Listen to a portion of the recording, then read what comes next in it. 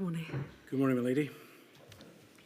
The first witness this morning is the Right Honourable Michael Gove MP. I swear by Almighty God. I swear by Almighty God That the evidence I shall give. that the evidence I shall give Shall be the truth. shall be the truth, The whole truth. the whole truth, And nothing but the truth. and nothing but the truth. Thanks. Mr Gove, I'm sorry that we've had to call you back again. I do understand all. the difficulties it may cause, but it was necessary, I'm afraid. Of course. Thank you. You are Michael Gove.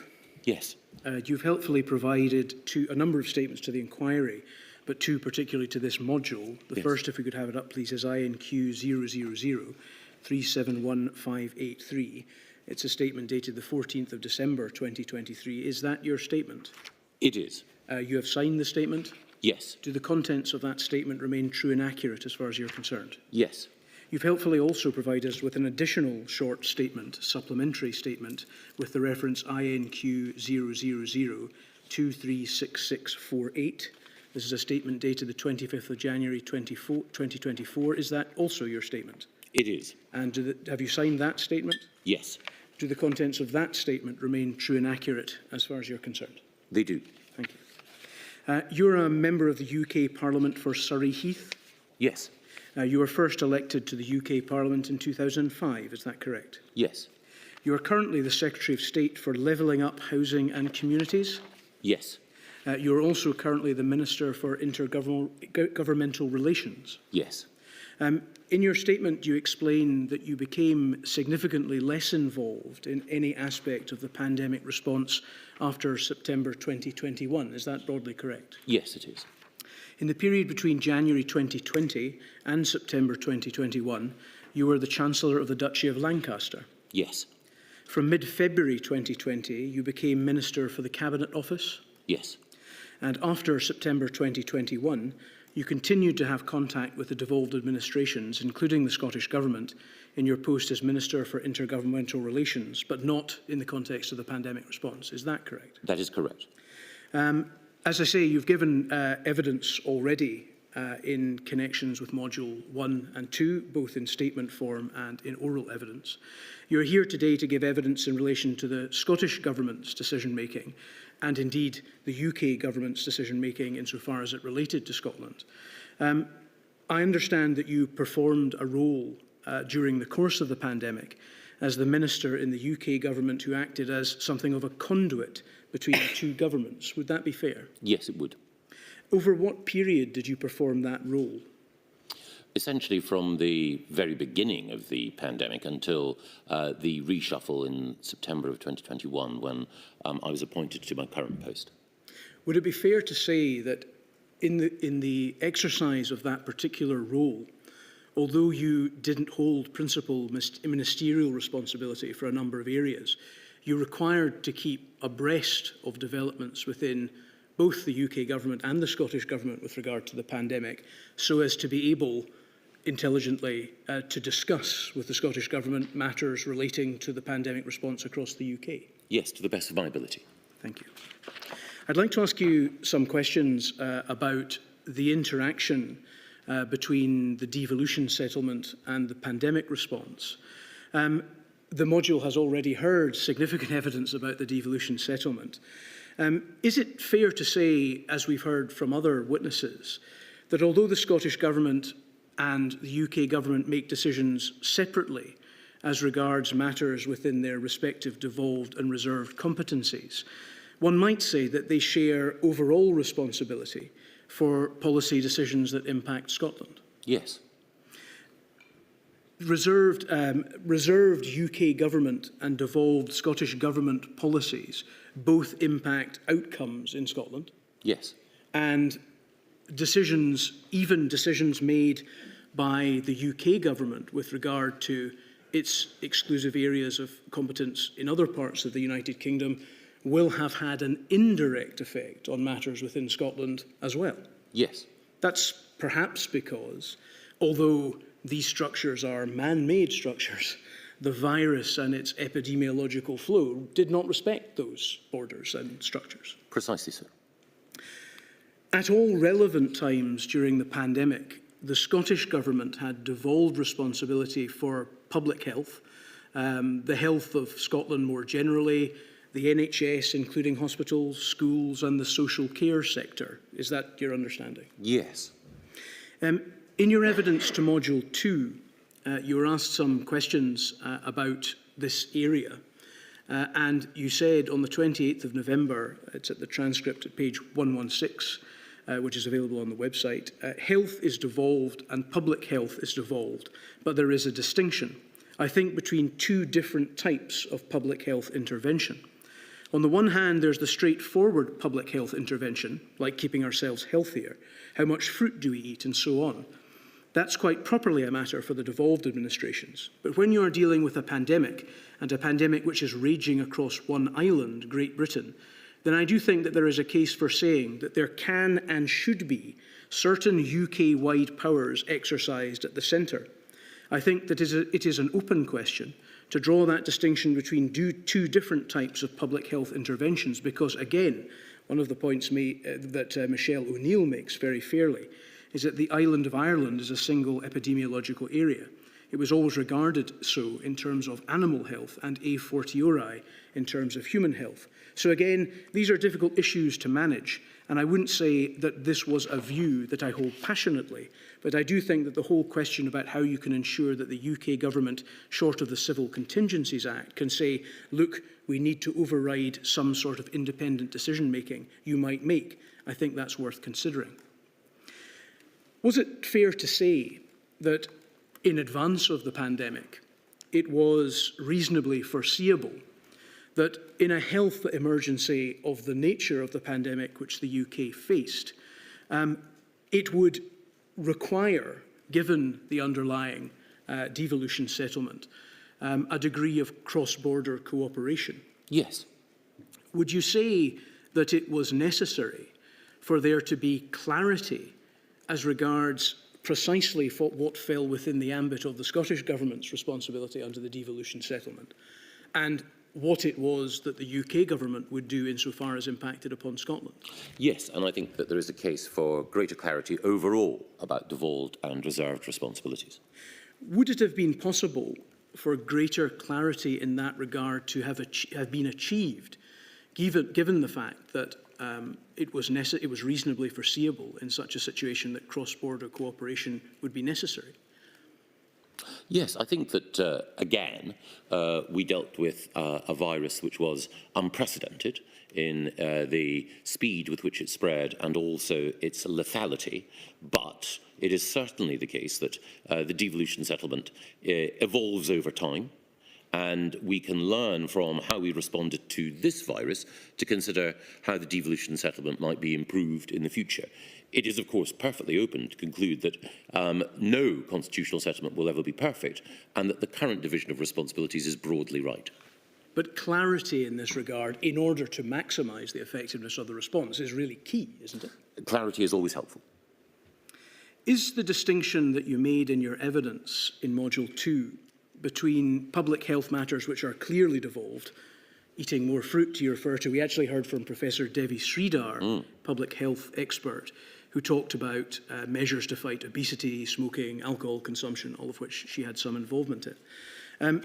Is the distinction between that type of public health responsibility and some other type of public health responsibility a constitutional legal principle, as far as you're concerned? No, I believe that it's a practical operational question, and it relates, of course, to how we can protect the health of everyone within a particular geographic entity, in this case the island that is Great Britain.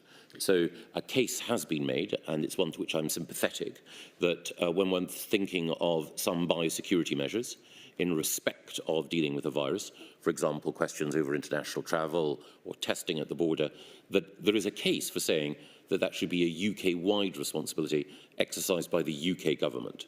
And I submit to the inquiry that this is a legitimate and respectable point of view, but as I say, there can be arguments either way about the wisdom of going down that route, but it is certainly a case with which I have sympathy. As far as the position of the UK government during the course of the pandemic is concerned, was it your and the UK government's position that the Scottish Government was responsible for matters of public health, such as eating more fruit, but overall the UK Government retained responsibility for the management of the virus. No, I think that it was clear from what happened during the course of the pandemic that the Scottish Government was responsible for deciding the non-pharmaceutical interventions that it believed were necessary in order to curtail the spread of the virus. Did issues around the division of responsibility in this regard remain contentious or difficult throughout the pandemic, in particular as a result of your particular experience of dealing with the Scottish Government in your Four Nations meetings? No, I think in my evidence I make the point that, of course, there were differences in approach, and of course we had different political parties operating across the United Kingdom, but the day-to-day management of the virus and the day-to-day responsibilities exercised by ministers in the devolved administrations and in the UK government was for the most part constructive. My question was directed at trying to understand whether there was difficulty as regards the constitutional divide, rather than, a subject we'll get onto, the personal interrelationships between people involved. What I was seeking to get at was, did it remain an issue as to what was the UK Government's responsibility, what was the Scottish Government's responsibility, which may, of course, have impacted upon the effectiveness of the overall response? I wouldn't want to jump the gun, but I suspect that some might, in this module, want to make a point about the degree of fiscal devolution that the Scottish Government enjoys, and whether or not that should be greater, and whether or not that would enable the Scottish Government or a future Scottish Government to respond more effectively. I've outlined my views on that question, and I'm happy to return to them and indeed expand on them. But during the course of the pandemic, I did not see any real angst about the constitutional situation preventing effective decision-making and an effective response. You mentioned in your earlier evidence the possibility, which I know you've discussed already with others in previous modules, that the way in which the pandemic management division, if you like, could have been approached was the use of the Civil Contingencies Act. You mentioned something short of the Civil Contingencies Act in your previous evidence. Would it not have been, if the UK Government wished to exercise a wider control over matters of public health, would it not have been an option, a preferable option, for the UK Government to have approached the division of responsibilities through that legal mechanism, about which we have again heard a little from previous witnesses? Yes, I don't believe so. The Civil Contingencies Act is designed to deal with a catastrophe coming from a clear blue sky, a terrorist incident, or a hostile state actor unleashing the sort of havoc that requires an immediate emergency response. And also, it involves the curtailment of independent action and liberty to an extent that I think most people would find difficult to take, save in such a particular emergency. But I do think that it's worth looking at the operation of the Civil Contingencies Act and considering whether or not between that quite powerful intervention and the other interventions that we saw exercised during the course of the pandemic, might there be a need for a new mechanism or a new way of operating in order to deal with potential future threats to public health or safety? Was this not literally a catastrophe that came from a clear blue sky? No, because while it was undoubtedly a horrendous period in the life of our nations, and the loss of life and the pain suffered by many was momentous, the threshold for the Civil Contingencies Act, I think, is rightly very high, and it is the case that whatever successes or failures there were in the management of the pandemic, we could see the pandemic coming. It wasn't as though it were, as I say, like a terrorist attack, when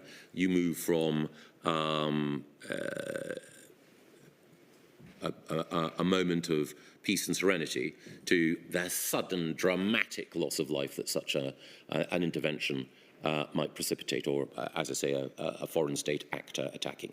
And the Civil Contingencies Act, by its very nature, leads to the centralisation of powers, the restrictions of liberties, that one would have to clear a very high threshold before initiating.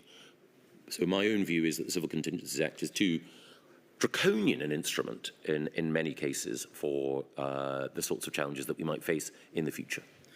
The practical result, had that course been followed, I think you've already explained to us, but just to be clear, would have been that the UK government would have had greater power over the way in which the pandemic was managed across the nations of the United Kingdom. Is that broadly correct? It would have done. Yes, it would have done.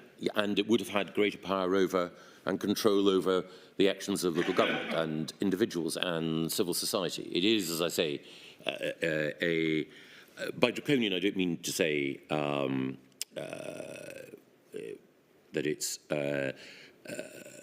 never capable of being used, but it should only be used in very sparing and exceptional circumstances. In the end, the way in which the pandemic was managed, we've heard some evidence from a political expert who talked about the civil contingencies route or the public health route being two options. The public health route was ultimately the one that was taken, if we can use that as a label. Is that fair? Yes. What happened was that legislation went through the UK Parliament, which became the Coronavirus Act 2020. In the schedules to that act, specific powers to do things like impose restrictions and ultimately lockdowns were accorded to the Scottish Government. Is that correct? Yes. And those powers became vested in the Scottish Government on the 26th of March 2020. Yes. Was it your understanding of the Scottish Government's position prior to that point that it was of the view that it had the constitutional power to impose restrictions and lockdowns in any event? I believe that, I don't know what the Scottish Government thought, but I do believe that the Scottish Government, if the UK Government had chosen not to act, would undoubtedly have pressed us to grant them powers in order to be able to have the sorts of interventions, the non-pharmaceutical interventions, the lockdown powers that were subsequently exercised. But your understanding, do I take from that, was that their position was that the Scottish Government thought that those powers would require to be granted to them, i.e. they did not have them? Yes. Thank you.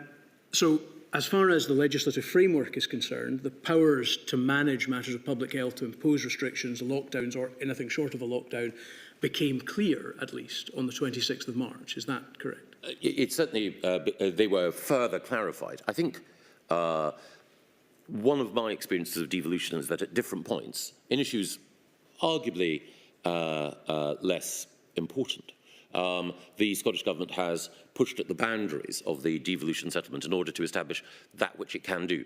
It's inherent in the Scotland Act that those things which are reserved are listed and specified, but not those things which are devolved. And there is an argument put forward by the Scottish Government and others that anything that is not explicitly reserved is devolved, and therefore it is open to the Scottish Government and the Scottish Parliament to legislate in those areas. I won't stray further into that debate now, but it is certainly the case that some would have argued that even if the UK Government had been idle, that the Scottish Government and the Scottish Parliament would have been empowered to legislate in this area.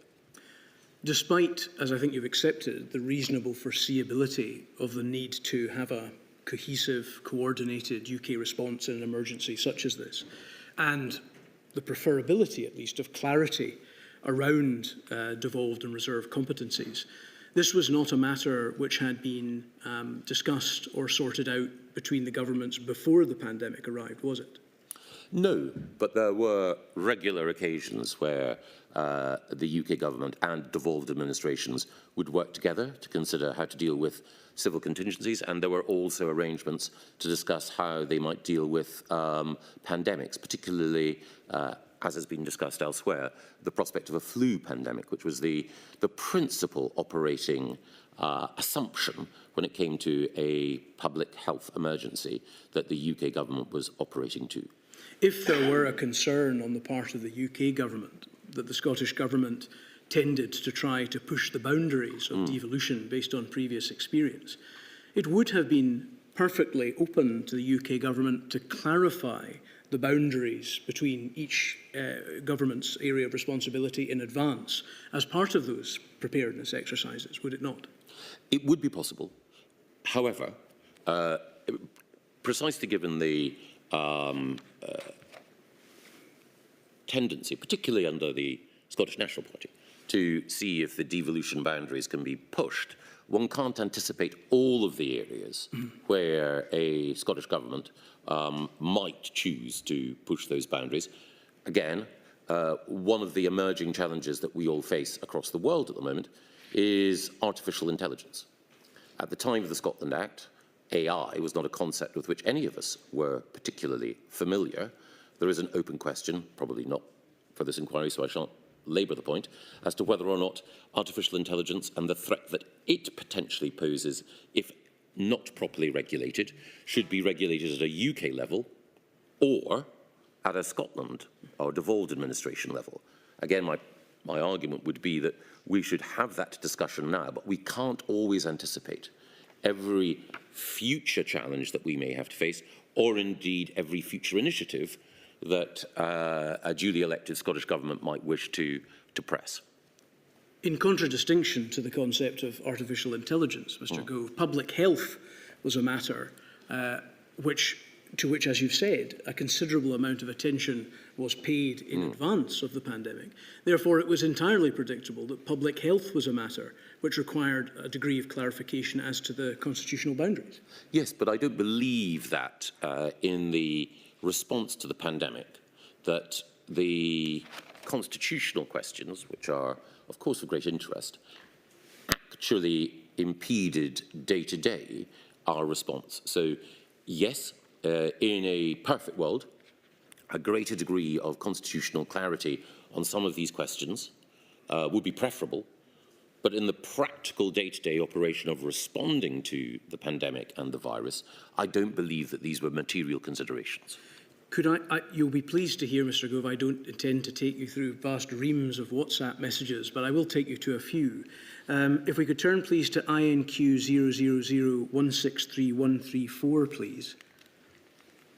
These are messages that I understand were provided to the inquiry by Mr. Hancock, and they relate to discussions around a Four Nations approach to the governance of the Joint Biosecurity Centre in May 2020.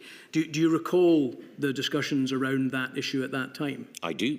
The Joint Biosecurity Centre, I think, was formed as a new directorate within the Department of Health and Social Care in June 2020, eventually, to bring together data science, assessment and public health information and expertise to assist in the fight against the virus. Is that a fair description?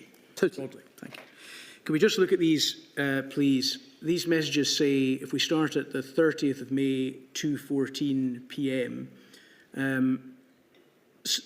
it is said there that the owner of the cell phone, who I understand to be Mr. Hancock, says, yes, it would be a UK body like MI5.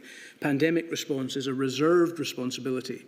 It's the actions taken in response that are devolved. To which you respond, the sub, which I think should have gone to you, takes a different view based on legal advice. Do let me know if you haven't been sent it. And then the response thereafter from Mr. Hancock is, I've now read the sub. I'm very unhappy with it. The JBC is designed as a UK institution that gathers and analyses data. It executes via many different agencies, local authorities, devolves, OGDs, etc. But there is no need for it to be run through a committee of the Four Nations. We wouldn't put English local authorities on the board. And then at 9:01, Mr. Hancock says, the advice this sub is based on wrongly states that public health is devolved. That is not true. Parts of public health are devolved, fact fighting, local response, but public health emergencies are a reserved matter. How can a sub on such an important matter miss such a critical part of the devolution settlement? Let's discuss in the morning. This clearly needs sorting out. So, broadly speaking, what's happening here is there's a discussion over the extent to which this Joint Biosecurity Centre would be a matter for UK government control. Is that right? Yes. And Mr. Hancock has seen this as part of a more general attitude that he appears to have towards the way in which the public health response is being coordinated, saying the JBC falls within our remit, the UK government remit, because the public health response more generally, in terms of policy making, falls within our remit. Is that broadly correct? That was Matt's view. Yes. Yes. And what you are doing here is you're bringing to his attention a submission, it would appear to be a legal submission, a piece of advice, which tends to suggest that that interpretation of the devolution settlement may not be correct. Is that yes. right? And I think this goes very much to our earlier discussion.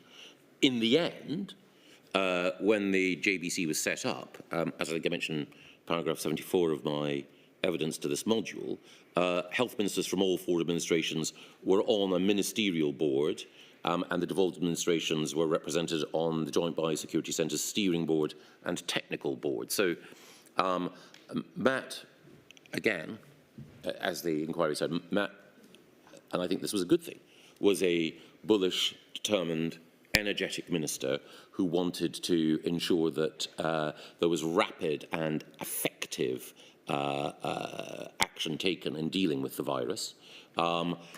My responsibility was to seek to make sure that we worked effectively with all of the devolved administrations. So I didn't seek to temper Matt's energy, but I did seek to ensure that we were operating on all fours with the devolved administrations. And in the end, we had an effective JBC, broadly in line with Matt's wishes, but one which also involved the devolved administrations and which benefited all. Is this, Mr. Gove, indicative of a wider attitude within the UK government, at least up to this point, that the UK government was really in control of policy across the United Kingdom with regard to the management of the pandemic? No, I don't believe so, no. I think that at different times, naturally, there were some within the UK government that occasionally found it irksome that they might have to deal with devolved administrations taking a different view. But overall, the way in which the UK government worked was respectful towards and inclusive towards the devolved administration. So there may have been moments when individuals expressed, as energetic and determined individuals anxious to see action this day, they may have expressed irritation at the need to, take account of the devolved administrations, but they would also, at different times, have expressed perhaps irritation with how Public Health England or another part of the government machinery were operating. It's not, I think, a fundamental lack of respect. It's simply an outworking of the energetic impulse of well-meaning and public-spirited individuals. It may not be a question of lack of respect, Mr. Gove, but it is, I think, an indication as to Mr. Hancock, who, let's be fair, was a central part of the UK government's response. Oh, yes. It's an indication of his understanding of the constitutional position. Despite legal advice to the contrary, he's of the view that public health is devolved and that public health is not devolved, and that statement was incorrect. Yes, but I think I would balance that against the formidable array of evidence which shows Matt working collaboratively and effectively with health ministers across the United Kingdom. So Matt expresses a view. That view is born of his desire to press ahead energetically. But at the same time, this is one conversation, an important one. But set against that, there are the multiple, not just conversations, but agreements and shared actions that Matt, Jean Freeman, Hamza Yusuf, and others were responsible for. So a single conversation of this kind shouldn't be taken as evidence of the broader attitude that either Matt or the UK government took to effective and coordinated work. It's your understanding and perspective, as you've said, that Mr. Hancock and others within the UK government worked collaboratively and effectively with the Scottish government and indeed the other devolved administrations over this period. It is a consistent theme, however, of the Scottish government evidence that when attending or engaging in these apparently or these collaborative exercises, They felt very much that decisions had already been made by the UK government and that they were simply being invited to be told what those decisions were. Their position is, in effect, as Mr Hancock seems to be expressing here, that the UK government thought itself responsible for the public health response across the United Kingdom and that they were merely to be told what the decisions had already been, what they already were. I don't think that the actual evidence would justify that. It was the case at different points that the Scottish Government and indeed other devolved administrations chose a different path. My view was, and I think to be fair, the view of most of those working in the devolved administrations was, that effective coordination and indeed a unified approach wherever possible was desirable. However, there were occasions where the Scottish Government chose a different communication strategy, a different set of lockdown metrics, different ratios for when people could meet outside and so on.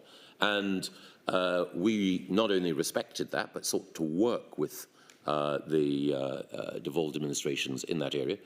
There were other areas, though, where it was undoubtedly the case that it was the strength of the UK government that was able to help everyone within the UK to respond better. We would not have been able to secure the effective vaccine rollout that we did without the UK government playing the role that it did in setting up the vaccine task force and so on. Of course, the Scottish Government and those working within the Scottish NHS played a heroic role in supporting that. I would take nothing away from them. But I think it is important to recognise that there were critical elements of the pandemic response where we benefited from having the broad shoulders of the UK Treasury and indeed the international negotiating and purchasing power of the UK government. I think the timeline is potentially significant here, Mr Gove. But what I'm interested, you referenced the fact that there were times, either as regards public communications policy or the substantive strategy towards the management of the virus more generally, the Scottish Government took a different path.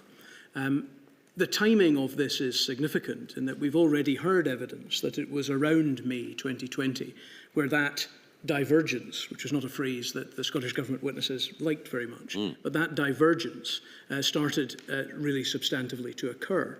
What I'm interested in is why that divergence took place. Is it your position, Mr Gove, that there is no substance to the Scottish Government's criticism of the UK Government, in that in the period up to this point, they were excluded from decision-making such that they had to take their own path?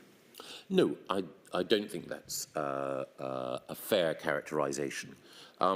We strove always to make sure that the views of devolved administrations were heard, respected and fed into UK government decision-making.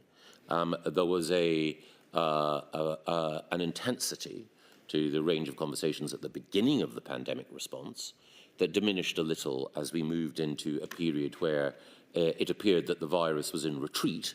And then, as the intensity of infection recurred, so the intensity of meetings recurred. But the UK was not unique in having conversations between the central government and devolved or regional or other governments in how to respond. And again, one of the points that I made in my evidence is that the federal chancellery in Germany sometimes had to deal with the fact that different Länder were pursuing different policies, and ensuring that there was an effective and unified response across the whole of Germany was a challenge. So yes, if you have devolution of any kind, and there were similar situations in France and Spain, then you will sometimes have divergent responses, because as administrations acquire more information about how to fight the virus, though more options become available, and it is possible for public-spirited individuals in different jurisdictions to argue for a slightly more energetic or a slightly more liberal response. You mentioned something of the intensity of the initial discussions. We may return to that in a few moments, Mr. Gove. You, as you have already given evidence in Module 2, were heavily engaged, principally engaged, I think, in what are known as the Four Nations meetings that took place. We know that these took place at different times and with a different level of regularity, and we know some of the matters that were discussed at these meetings. Was your mission in setting up these Four Nations meetings to try to do something about the fact that the existing systems for Scottish Government, UK Government collaboration had failed? No, I don't think they had failed. Prior to the pandemic, my role as Chancellor of the Duchy of Lancaster had been to prepare for Britain's departure from the European Union and the potential eventuality of a no-deal Brexit. In that work, I had a series of meetings, conference calls, cabinet committee meetings with representatives, ministers and officials from the devolved administrations. And while, of course, the Scottish Government and the Welsh Government opposed the course that we were on, they recognised that the UK as a whole had made that decision. And we worked, I think, constructively during that period, even when it was a very politically contested goal, to make sure that we were ready for every eventuality at that time. And I think that, of course, it's open to the Scottish Government to feel that they were not as involved as they should have been at certain points, but I think the reality is that there was frank and open discussion of the delivery options available to us in that scenario, as there was subsequently in COVID. I think it to be the case that although some meetings took place before this, this is in fact around the time when the regularity of those meetings started to pick up. Yes. Is that broadly correct? As I say, they weren't absolutely every week or anything like that, but no. One might say that from May onwards, that was a period in which your engagement in those meetings and your efforts in those meetings that was the period when you were ramping that up to an extent. Yes, with respect specifically to COVID, there were a series of meetings that took place, whether through the forum of COBRA or otherwise, to agree the initial escalation towards the first lockdown. Then subsequent to that, ministerial implementation groups were set up in order to deal with the consequences of lockdown for public services, for the health service and so on. Then the ministerial implementation groups were wound down. That was partly because, as I say, the virus appeared to be in retreat, but partly also because these were quite cumbersome structures, and we then moved to a different rhythm of meetings in the late summer and autumn of 2020. So in that narrative, just to make sure we're getting the timing correct, you talked about the initial period. The ministerial implementation groups lasted over what period, roughly? I think from until, I suppose, the second half of the spring of into early summer of 2020. Right, and then you omitted to tell us about the COBRA O and COBRA S committees, the COVID O and COVID S committees, that were ones that were, I think, part of the cabinet structure in the UK government. Yes, right? they superseded the ministerial implementation groups. And again, one of the views that I had was that we needed to have a COVID task force at the centre of the UK government, and that we should move towards a system similar to that which we'd had in order to prepare for our departure from the European Union, the so-called EXO and XS split. But there were others who were more involved in the design and redesign of these structures in order to make sure that we had effective decision-making. The COBRA meetings were attended by ministers from the Scottish Government? Yes. The MIGs, the Ministerial Implementation Groups, attended by ministers from the Scottish Government? Yes. The COVID O and COVID S groups were not? COVID O did involve conversations with and attendance from Scottish ministers at certain points. These were effectively the UK Cabinet subcommittees, is that not correct? Yes, to which Scottish Government and other devolved administration ministers were in attendance, much as they had been with the XO meetings that occurred in the run-up to our departure from the European Union. And after the timeline we've been talking about, the structural timeline, is it fair to say, as I suggested at the beginning, that at about the point we've reached in the narrative, that the meetings, the Four Nations meetings, which you were principally involved with, started to pick up pace as a means of communicating with the Yes. involved nations? Exactly so. As well as the COVID-0 meetings, I would hold regular calls with representatives, normally the First Ministers, in order to be sure that issues which were not necessarily on the COVID-0 agenda, but which mattered to them, were ventilated and aired. It would normally be the case that the territorial offices, the Secretaries of State for Scotland, Wales and Northern Ireland would attend, and also officials, sometimes from the Treasury and sometimes from other departments. Despite the fact that, as you've accepted, there was a need in a pandemic of this nature to maximise and achieve effective coordination between the nations of the United Kingdom and their administrations, do you accept, Mr Gove, that the structures which had existed before this point that we're talking about had failed, and that your attempts to rectify these failed decision-making structures through your meetings were really an attempt to make the best of a bad lot? No. I wouldn't say they had failed, but I would say that the approach that we took was a process of iterative improvement.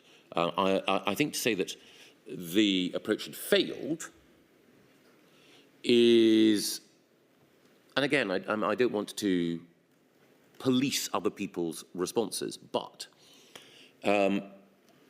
for people who believe in Scotland's constitutional future as an independent nation, supporters of the SNP and other parties and organisations aligned behind independence, it is necessary to prove that the United Kingdom is a dysfunctional entity, and therefore the SNP and its supporters will often, when dealing with a situation that is not perfect, say, it's a failure. This is a proof that the UK, as a constitutional entity, is broken. As I say, the differences of opinion that occurred between the UK government and the Scottish government on day-to-day management of the pandemic were no greater than differences between the Federal Chancellery in Germany and the Länder in Germany, or between the Élysée in France and the respective regional administrators. But while I have great respect for the integrity and professionalism of Scottish Government ministers when it came to the handling of individual pandemic choices, we have to bear in mind that the political aim of the SNP is to destroy the United Kingdom. And from time to time, they will make political points to that end. So if the inquiry were to hear evidence from ministers and officials within the Scottish Government to the effect that the cooperation and coordination structures before this point had failed, are you suggesting that that evidence would be politically motivated? I think one would have to look at each individual piece of evidence, but it is undoubtedly the case that the inquiry has already heard evidence which shows that people within the Scottish Government were, at certain moments, looking at the political as well as the policy consequences of their choices. Does your apparent assumption that the Scottish Government and its ministers' motivations are politically motivated, it would appear in everything they do, not rather indicate that there was a completely dysfunctional relationship between the two governments at the time? No, and again, I hope that I said, and your question gives me the opportunity to make clear, I don't believe they're politically motivated in everything that they do. I think, as I hope I made clear earlier, that I have great respect for the professionalism with which many Scottish Government ministers conducted themselves, and I do believe that their overwhelming motivation was to protect the people of Scotland from a virus. However, there are and were occasions when the Scottish Government, as we can see, was thinking politically. And of course it is the case that the SNP has a political mission, which is to achieve Scotland's independence, i.e. to destroy the United Kingdom. And it would be naive not to be aware that highly skilled politicians, including those at the top of the Scottish Government, might well see what they perceive to be political advantage at certain points.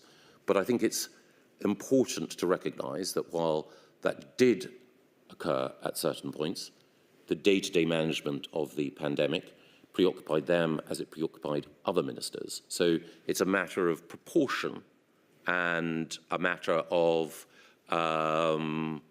precision rather than a broad assault of the kind that the question invited me to agree with. Is your evidence a thinly veiled assertion that the First Minister of Scotland managed the pandemic in Scotland in order to further the cause of independence? No, I think it is the case, though, that evidence that we have heard shows that the First Minister and those working for her at particular times were thinking politically. And again, in my own earlier evidence, I made it clear that I had and have respect for the immensely hard work put in by many in the Scottish Government and their dedication to keeping people safe. But this inquiry has heard and seen direct evidence of the Scottish Government thinking politically. And again, as I say, it would be naive to assume that people who had dedicated their whole life to the cause of Scottish independence would not at certain points see the political component to some of the decisions and some of the points that were being made. Did the UK government seek to do the same thing to promote its agenda to keep the UK together? No, because I think the most important thing that we felt was that it was important to ensure that lives were saved across the United Kingdom. I mentioned earlier my own view that the existence of pan-UK structures helped to ensure that from the vaccine delivery through to the way in which eventually, after many difficulties, PPE was procured, helped. But I also think there's a difference, and the difference is this, that to believe in the integrity and to believe in the protection of a state, a political unit like the United Kingdom, is a responsibility that I have and all UK government ministers have. It's not a small p political thing. It is a matter of duty. Ms Sturgeon is actually relatively complimentary of your role, Mr Gove, in the way in which you conducted yourself, but I think it fair to say that the statements that we've seen from Scottish Government ministers would suggest, as I've put to you, that although your efforts in the Four Nations calls were appreciated, they were seeking to make the best of a bad lot as it existed before that point. Again, to be fair to the then First Minister and others, they will have expressed irritations sometimes, and those irritations, as I say, may well have come from a good faith position in disagreeing with the UK government over the precise measures that we were taking. And as I say, I respected very much the determination of each First Minister to do on a day-to-day basis their very best to protect their citizens. And if frustrations were expressed, I always sought to ensure that those frustrations were communicated to my colleagues in the UK government, and that wherever possible, we were able to work together and to accommodate a unified response. Thank you. On the 23rd of July 2020, Boris Johnson, the then Prime Minister, visited Scotland. Nicola Sturgeon did not want to meet him, as I understand it, during the visit. Is that your understanding? That is my understanding. What intergovernmental discussion took place about the visit? I don't recall any. What was its purpose from the perspective of the UK government? The Prime Minister of the United Kingdom should be able to visit any part of the United Kingdom at any time. But what was its purpose at that particular time? I believe that the Prime Minister visited Orkney, and I believe that he also was involved. I don't know if it was at that time, but certainly on a subsequent visit, he wished to thank those involved in the vaccine response. Could we have a look, please, at INQ 000 274143?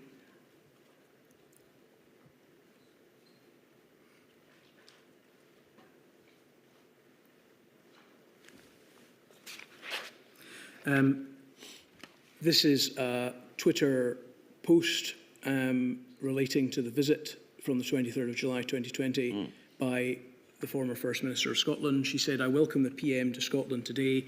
One of the key arguments for independence is the ability of Scotland to take our own decisions, rather than having our future decided by politicians we didn't vote for, taking us down a path we haven't chosen."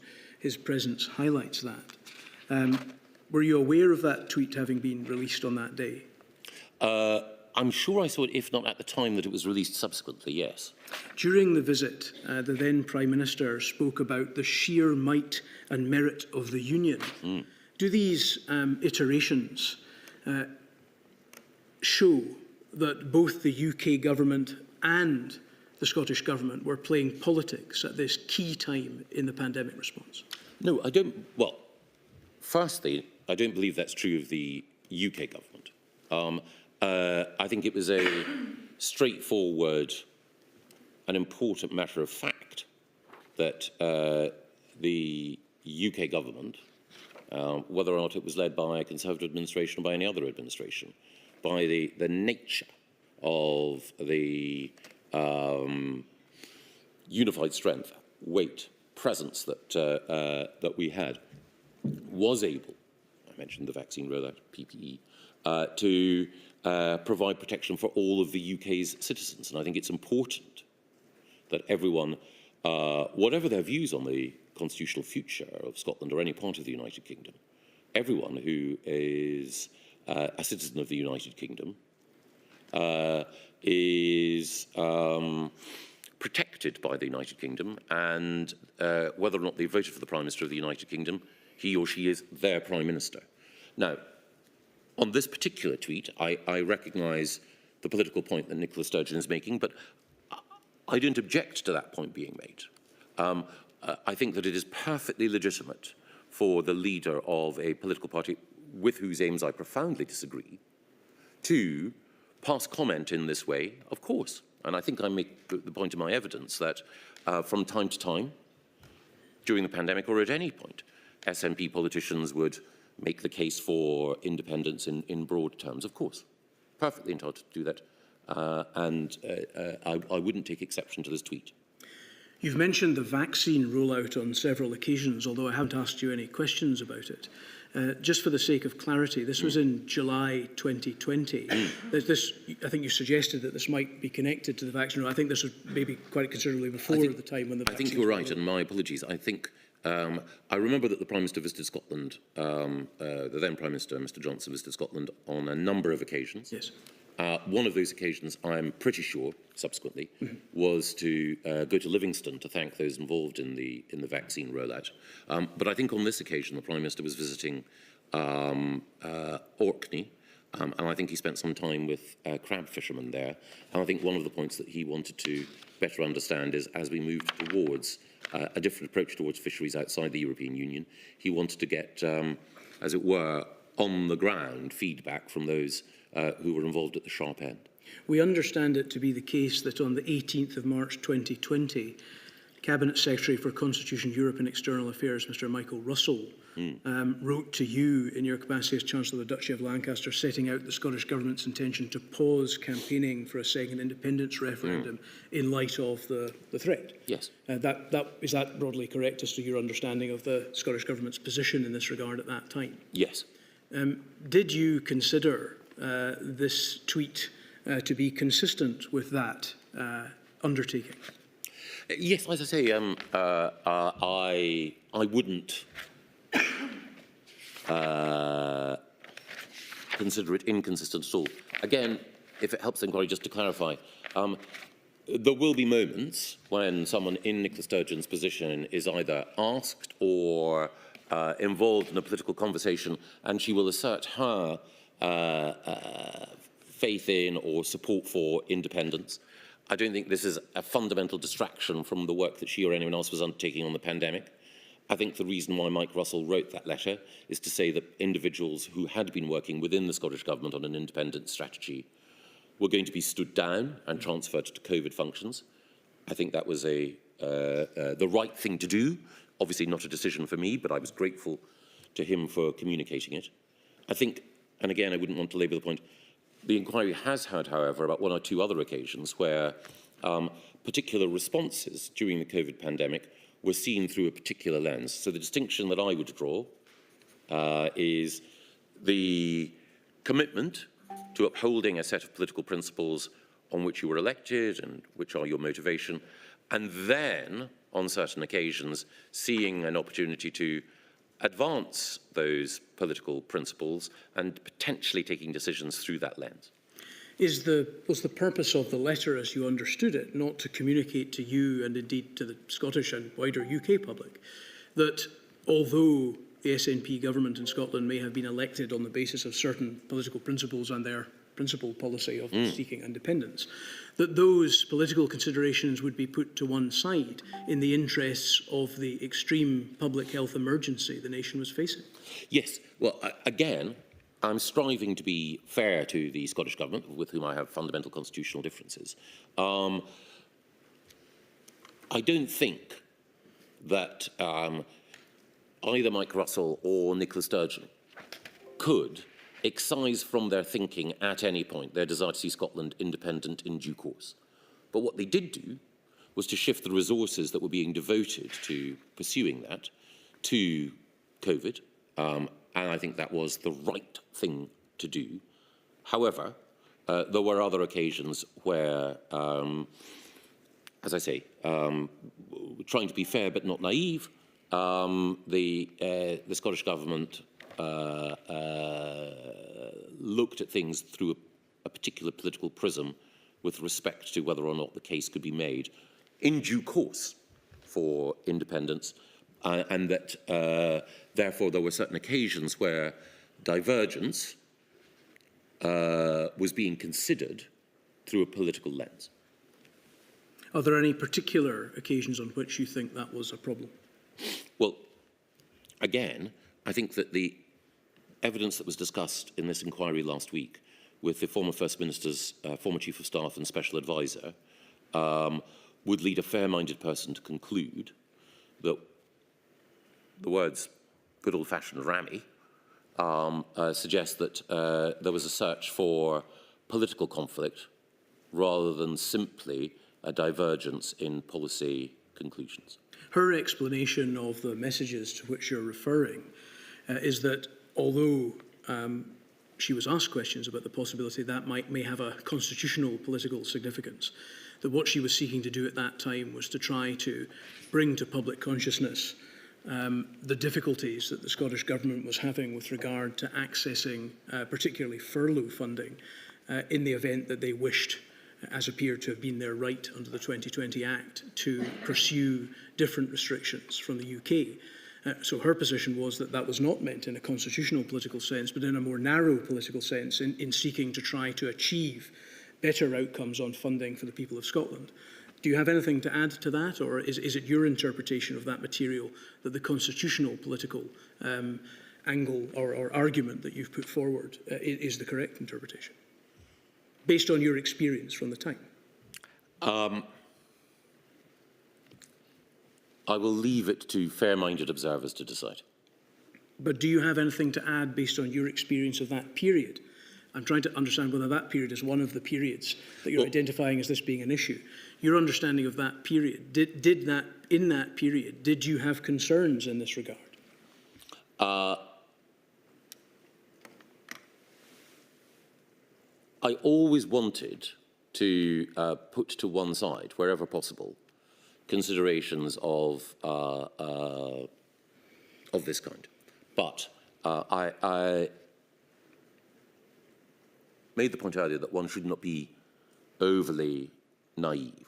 And as I say, it is possible, and I think this is the case, to have in the Scottish Government both a commitment from people who are public servants first to seeking to do their best for their fellow citizens, but also, given the cause to which they've devoted their lives, then the temptation at certain points to seek political advantage is clearly there. And I think that the language used, the desire to have a good old-fashioned rammy with the UK government, and some of the other language used, which I shan't repeat now, does lead me to believe that at that point there was a desire to pursue differentiation for the sake of advancing a particular political agenda. But of course, the First Minister, former First Minister, will be here later this week, and I want to take as balanced an approach as I can, paying tribute to her energy and hard work in seeking to do what was right, while at the same time acknowledging that the SNP as a political movement has a clear goal, and its members and its leadership have seldom missed an opportunity in other times to seek differentiation in order to advance that goal. We've heard some evidence from materials within the Scottish Government operation that in trying to achieve good intergovernmental relations, certainly within the United Kingdom, there is often really no substitute for the heads of respective governments seeking to resolve differences, find solutions, and find ways through in the interests of the people. Would you agree with that? I think it depends on circumstance, and I think it also is the case that the UK Prime Minister has a range of responsibilities, whoever he or she is, greater than that of the First Ministers of any devolved administration. I think it is a good thing for the UK Prime Minister to have as good relations as possible with First Ministers. That obviously depends on a variety of factors, but it will often be the case, particularly when you're dealing with an emergency like COVID-19, particularly when the Prime Minister will be leading a vaccine task force or operating 24/7 in a number of areas. It will often be the case that there will be a division of responsibilities, and in that division of responsibilities, he may well choose to appoint, as he did, another minister to deal with the conversations with devolved colleagues. I'm not keeping a running score, but is there a reason why you keep mentioning the vaccines, although I'm not asking you about it? Purely because that was one of the most important elements in our response to the pandemic, and also because I think that if one were to look at the whole history of our response to the pandemic, then I think it's important, my own view, I don't want to suggest that the inquiry should apportion its time in any particular way, but it's important to look both at how we responded in a way which enabled us to successfully exit lockdown and non-pharmaceutical interventions, as well as obviously looking at some of the decision-making, flawed and otherwise, that meant that perhaps we didn't lock down at the time that we should have done in the way that we should have done. What was the UK government's exit strategy from the first lockdown, in particular with regard to the likely availability of a vaccine? Well, we believed that it was important overall to seek to reduce infection to a manageable level, reduce R below 1, and to buy time, because we believed that it would be possible to secure a vaccine in due course, and that was the goal towards which so much effort was directed. Can you give a little greater specification to the meanings of the word "in due course"? Well, we wanted to make sure that we could get a vaccine as quickly as possible, and there were competing judgments about how quickly a vaccine could be secured, competing scientific judgments. But again, the hope was that if we secured that vaccine, then we would be able to put any thought of further lockdowns behind us. In his Module 1 evidence, the former Deputy First Minister, Mr Swinney, stated that generally relationships, this is referring to the period at the beginning of the pandemic, which of course Module 1 was predominantly concerned with. Generally, relationships between the administrations were pretty poor by that point. Poor in the aftermath of Brexit, because obviously constituent parts of the United Kingdom, well, we were in Scotland, we were not happy with Brexit at all, or not happy with, and you obviously had to spend a lot of time on the no-deal Brexit, as the inquiry heard this morning from Nicola Sturgeon, but generally, relations were pretty poor. Would you agree with the assertion that generally, not just in relation to particular personalities, that relations between the governments at the outbreak of the pandemic were pretty poor? No, I don't think that, for the reasons that the former Deputy First Minister quite rightly points out, I don't think that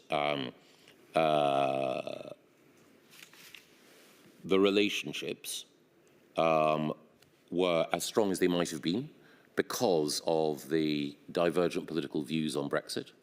However, I would say two things.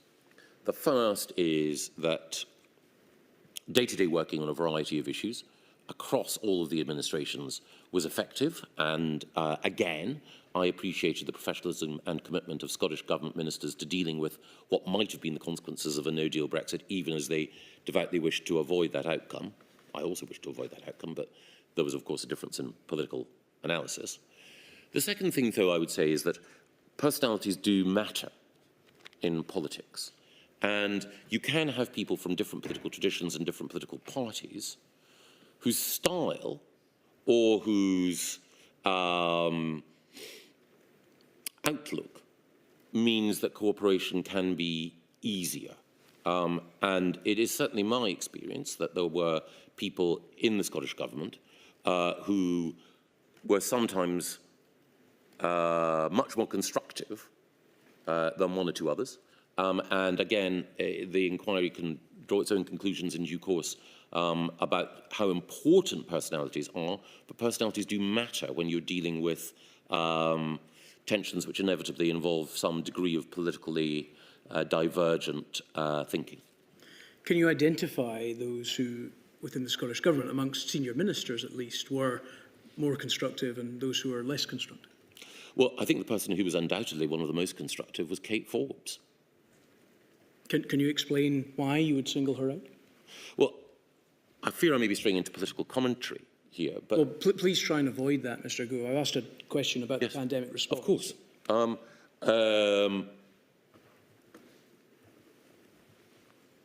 It was the case that in all conversations with Kate Forbes, she would eschew any political, what's the word? Not point scoring, but point making, and concentrate on the business in hand.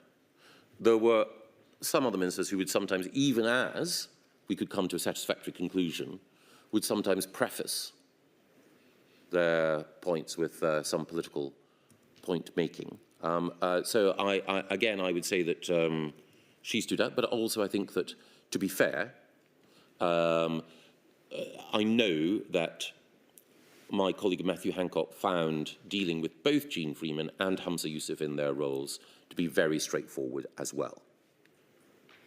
Do I take it then the other senior ministers whom you've not mentioned fall into the other category? No, I think it's fair to say that the Deputy First Minister, John Swinney, was also very professional. Do I take it then that the First Minister falls into the category of other types of people? The First Minister, again, was, as I characterised earlier, someone who was undoubtedly a focused and disciplined minister, but it would sometimes be the case, yes, that there would be a political complexion to some of the points she chose to make. I think you mentioned a moment ago when we were discussing the letter that was sent by Mr. Russell at the beginning, that you had an understanding that some of the officials who had been working on Brexit within the Scottish Government were repurposed to working on COVID. Was that Yes. correct? I should say, I think that's broadly consistent with our understanding as well. Yes.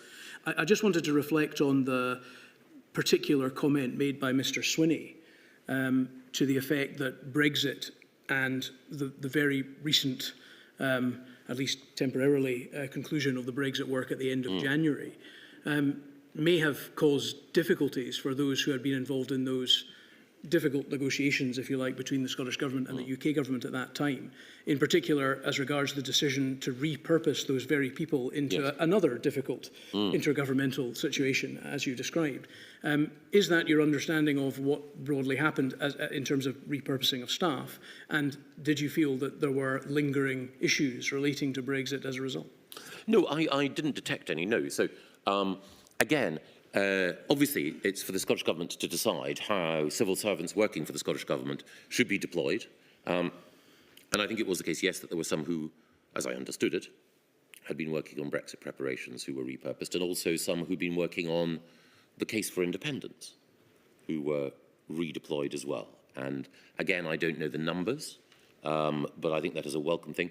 But I didn't detect that the experience of having worked on no-deal Brexit led to any lack of commitment or professionalism or any additional anxiety within the operation of the Scottish Government towards the UK Government in its COVID response.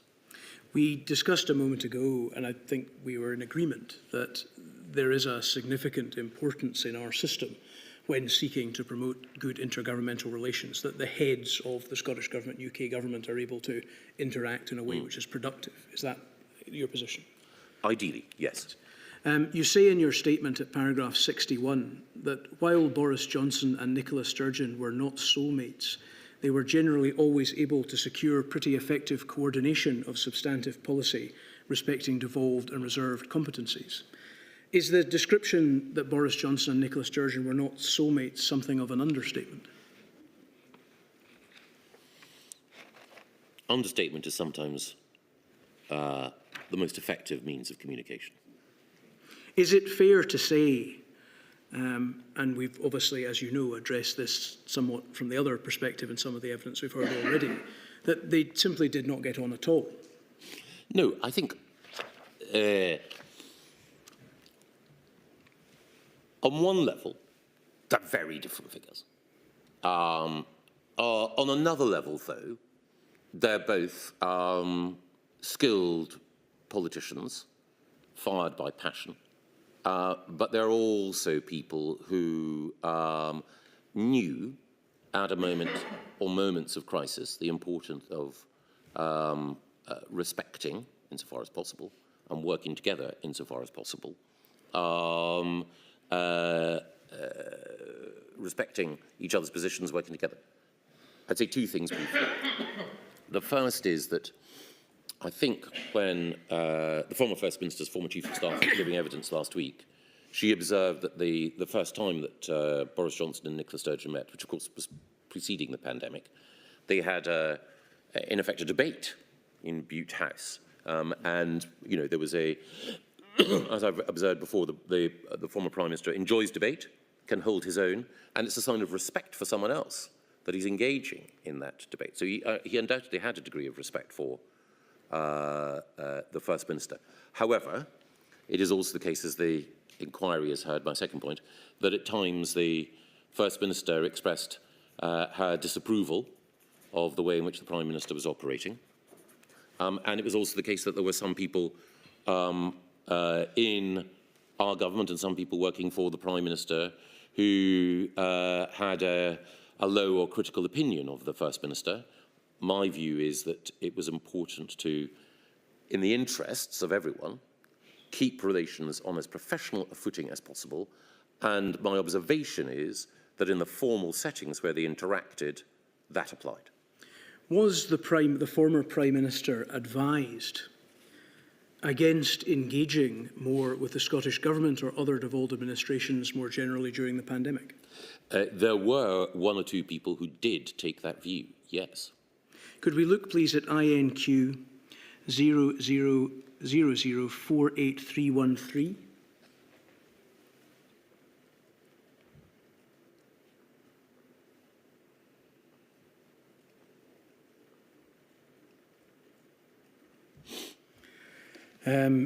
This is an exchange which I think we've seen before in previous hearings. It is an exchange between Dominic Cummings and Mr Johnson regarding the Cabinet Office on the 12th of March. The passage at the top, if we could just see that briefly, the passage at the top, you may remember, Mr Gove, was one that was looked at. It reflected issues which Mr Cummings had with the way in which the Cabinet Office was responding. That's been looked at obviously in some detail in Module 2. I'm just trying to give this some context.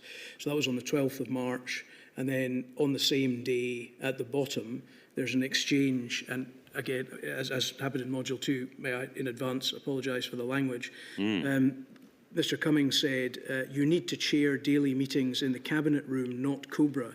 On this from tomorrow, I'm going to tell the system this, not with the DAs on the fucking phone all the time either, so people can't tell you the truth.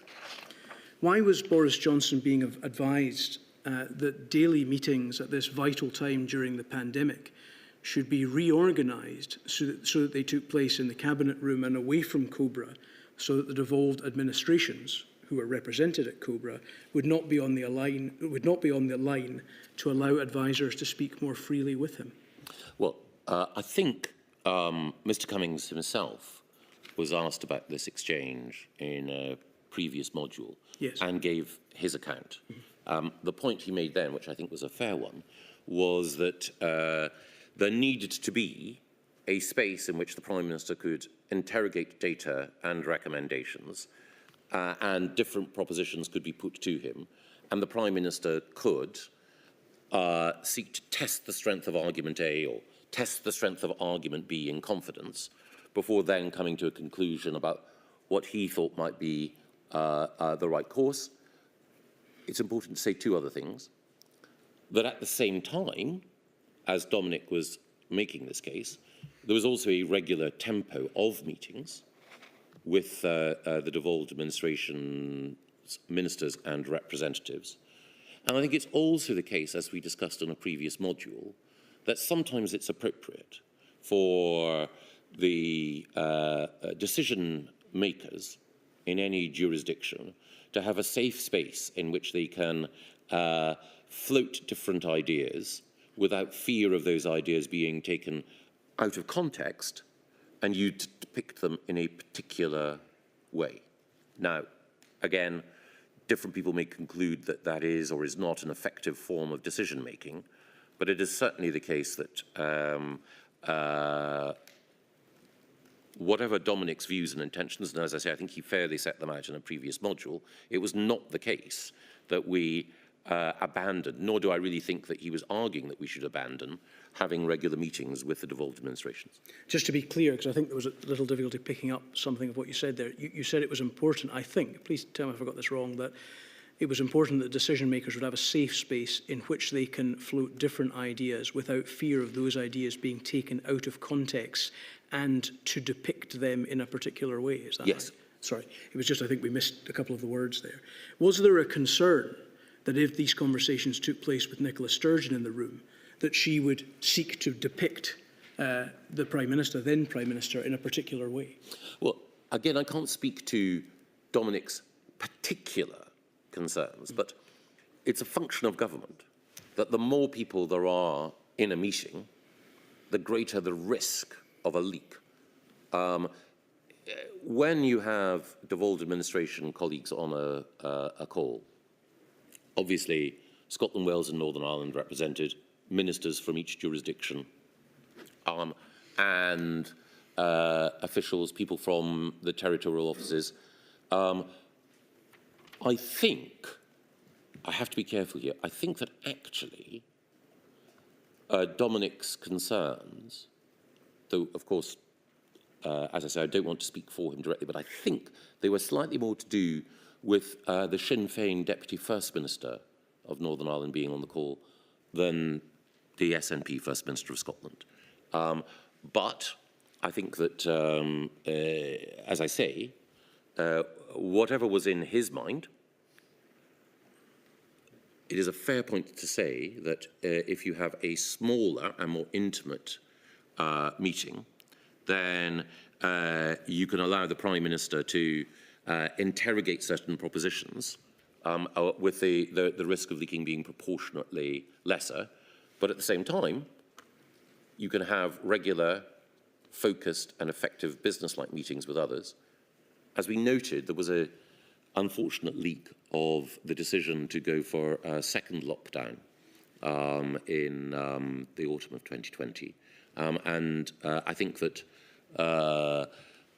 the fact of that information leaking, though it had absolutely nothing to do with devolved administrations, I think reflects, with the benefit of hindsight, an understandable concern on the part of Prime Ministerial advisers to give a Prime Minister, or for that matter a First Minister, a certain space to kick around some very sensitive issues. This message demonstrates an aspiration not to keep any particular devolved administration out, but all of them. Is that not correct? Yes, but to be fair, and I think this is reflected in some other evidence, while there were sometimes bilateral calls, the nature of a COBRA meeting is that all of the devolved administrations would be represented. So it's either Scotland, Wales, Northern Ireland and the UK government, or just the UK government, as it were.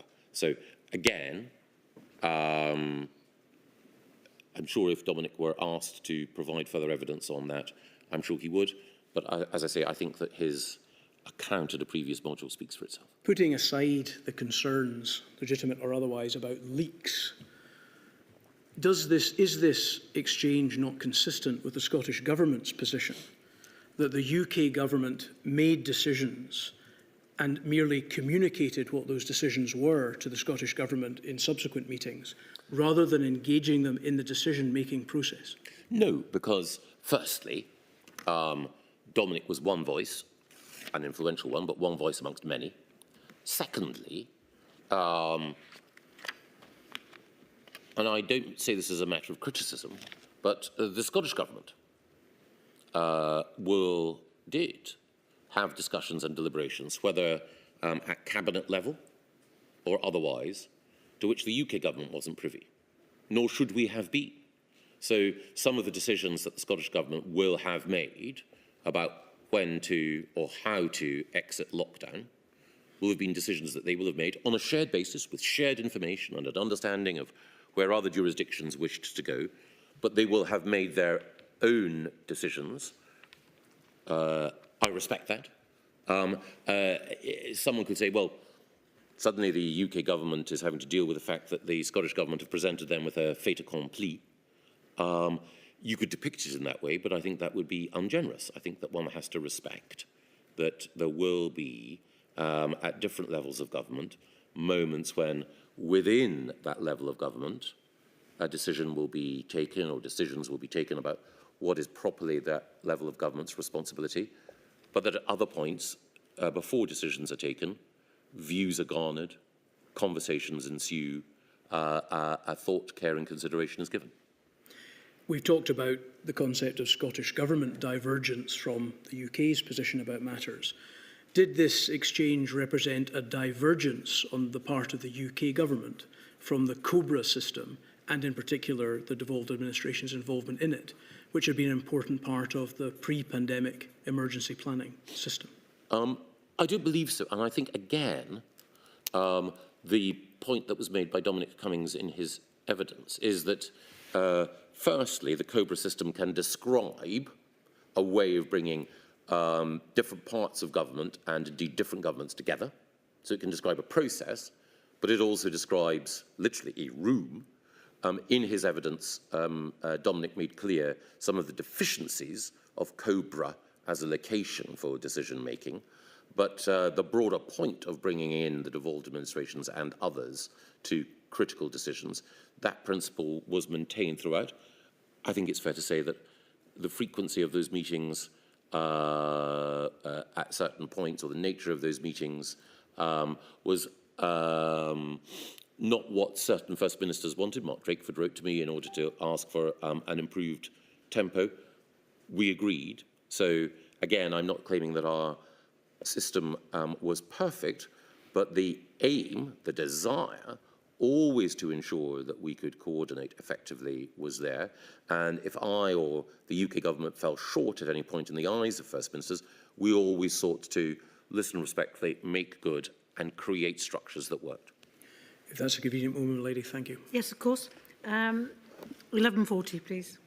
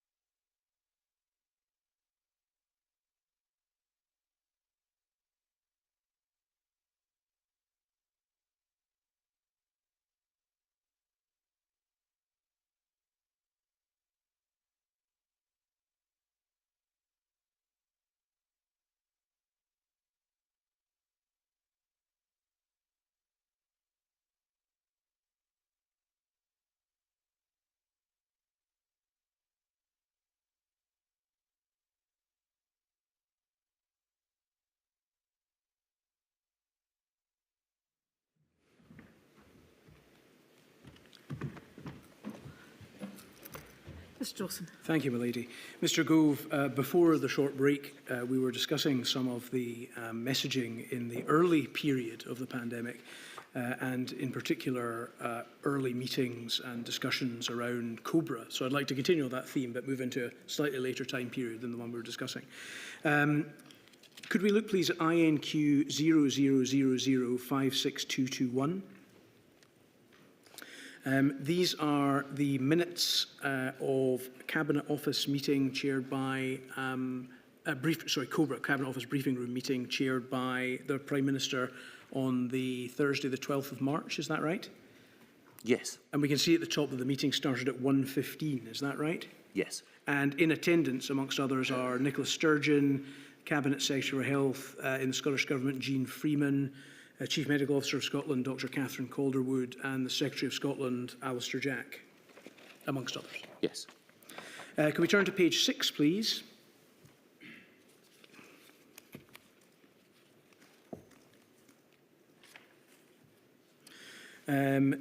I'd like to look at a passage, please. There's some discussion around, obviously, the order of the day being what might happen in order to try and suppress the virus and deal with the impending threat or the emerging threat.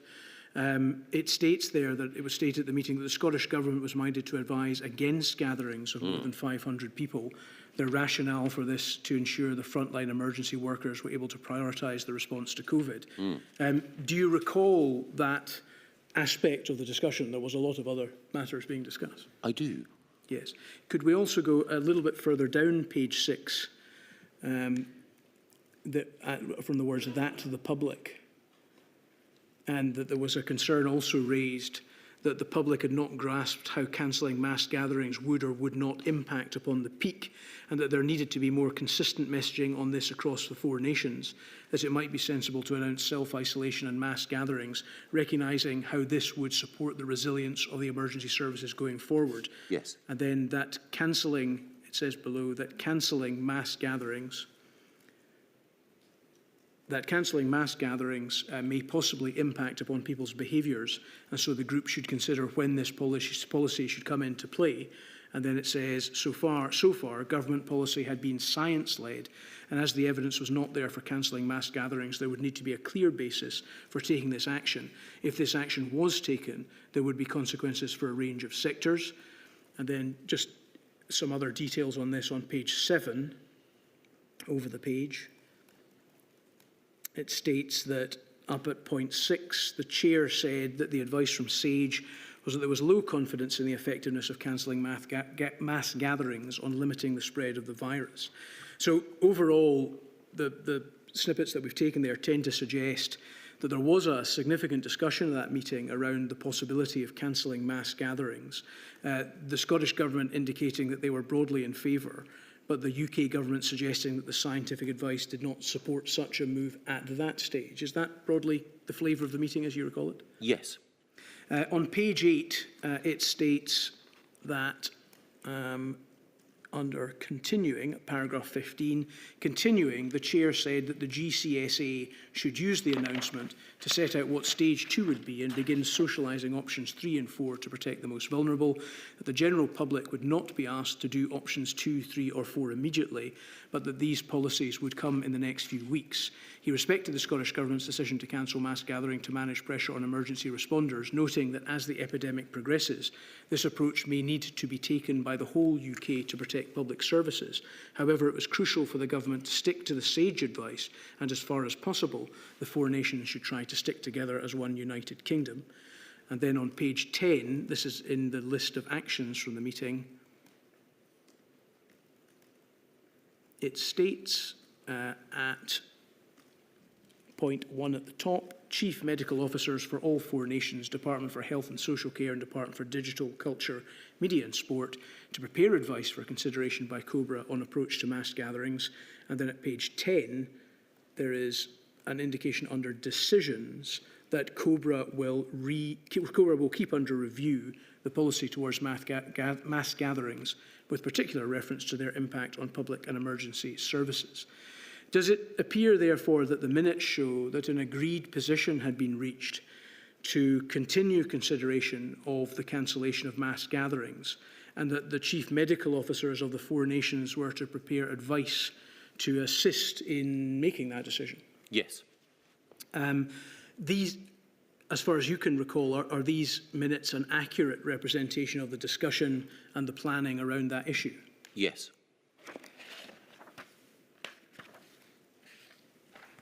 If the Scottish Government, during the course of the meeting, had said it was going to make an announcement that mass gatherings should be cancelled and not defer consideration for the advice to be received from the CMOs, that would be reflected in the minute, would it? One would hope so.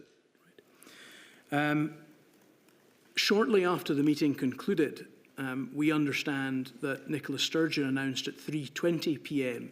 that mass gatherings of more than 500 people would be banned in Scotland. She also provided some other updates from the Cobra meeting, such as the decision not immediately to close schools. And she made these announcements before Boris Johnson was due to speak to the public about the outcomes from the very same meeting. Did Nicola Sturgeon's announcement about mass gatherings contradict your understanding of the agreed position reached amongst the 4 nations at the meeting? It was certainly divergent, and I think in the 4th evidence statement that I give, I make the point that, in fairness to the First Minister, she'd clearly indicated a minded-to intent on mass gatherings, but whether or not she hoped that that was a clear indication of the direction that the Scottish Government would go down, the minutes record the fact that we agreed that we would defer any announcement until further consideration. And it certainly wasn't the case that the First Minister had indicated that immediately after that meeting that she would announce such a policy. And the reason for the deferral is also stated at the very page we can see there. It was to be consistent, I think, with the approach taken to that point to try and understand and follow the science as best one could. And that there was a concrete plan that not just the CMO for the UK government, but that all 4 CMOs would input into an advice about the utility, the perceived utility of that move. Is that correct? What was the reaction of within the UK government to the announcement of Nicola Sturgeon, to which I've referred? Discomfiture. Did this create an impression that there were issues with the Scottish Government being trusted about 4 nations discussions with regard to the way in which the pandemic should be managed? Yes, it did. There were colleagues of my ministerial and other colleagues who were unhappy about the jumping of the gun, as it were. One can look at it in different ways. Was it right that Scotland should diverge in this way?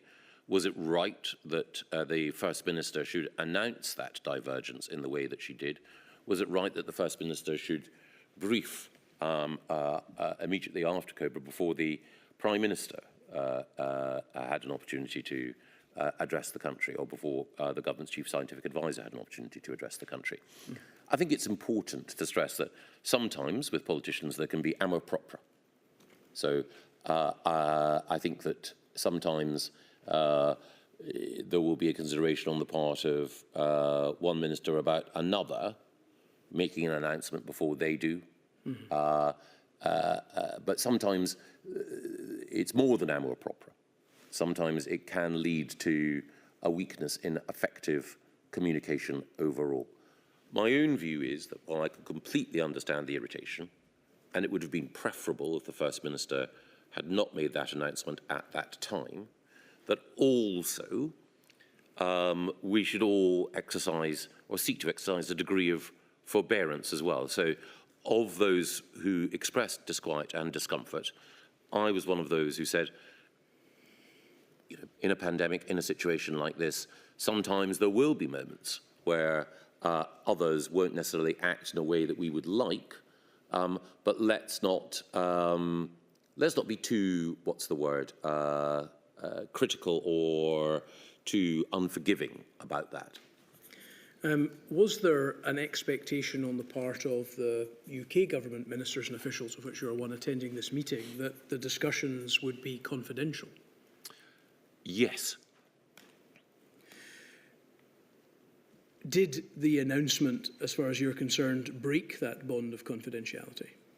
Again, I would always strive to be fair. I think it was unwise for the First Minister to issue that briefing in the way in which she did. However,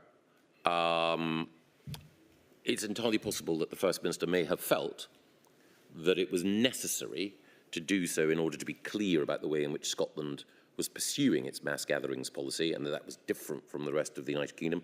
And she may have felt that it was necessary to get that message out as quickly as possible.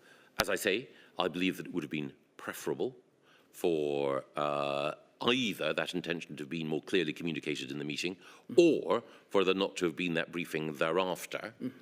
But again, while I do think that it was an error on her part, I wouldn't want to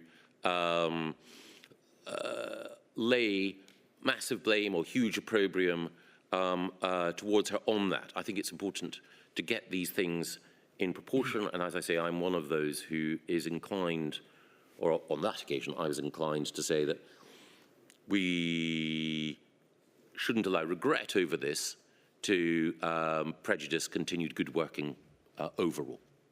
That is your position, Mr. Gove, but you mentioned also that others were irritated by this.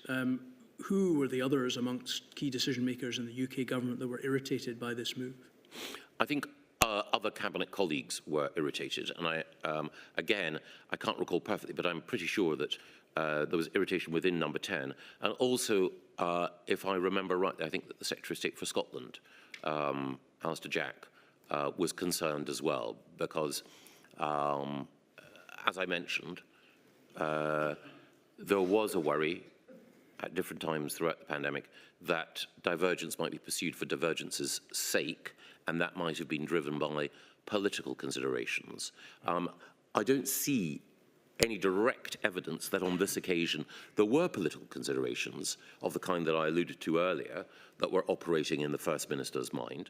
But again, I can't know what the motivation was, and on that occasion I was inclined to, wherever possible, give the First Minister the benefit of any doubt.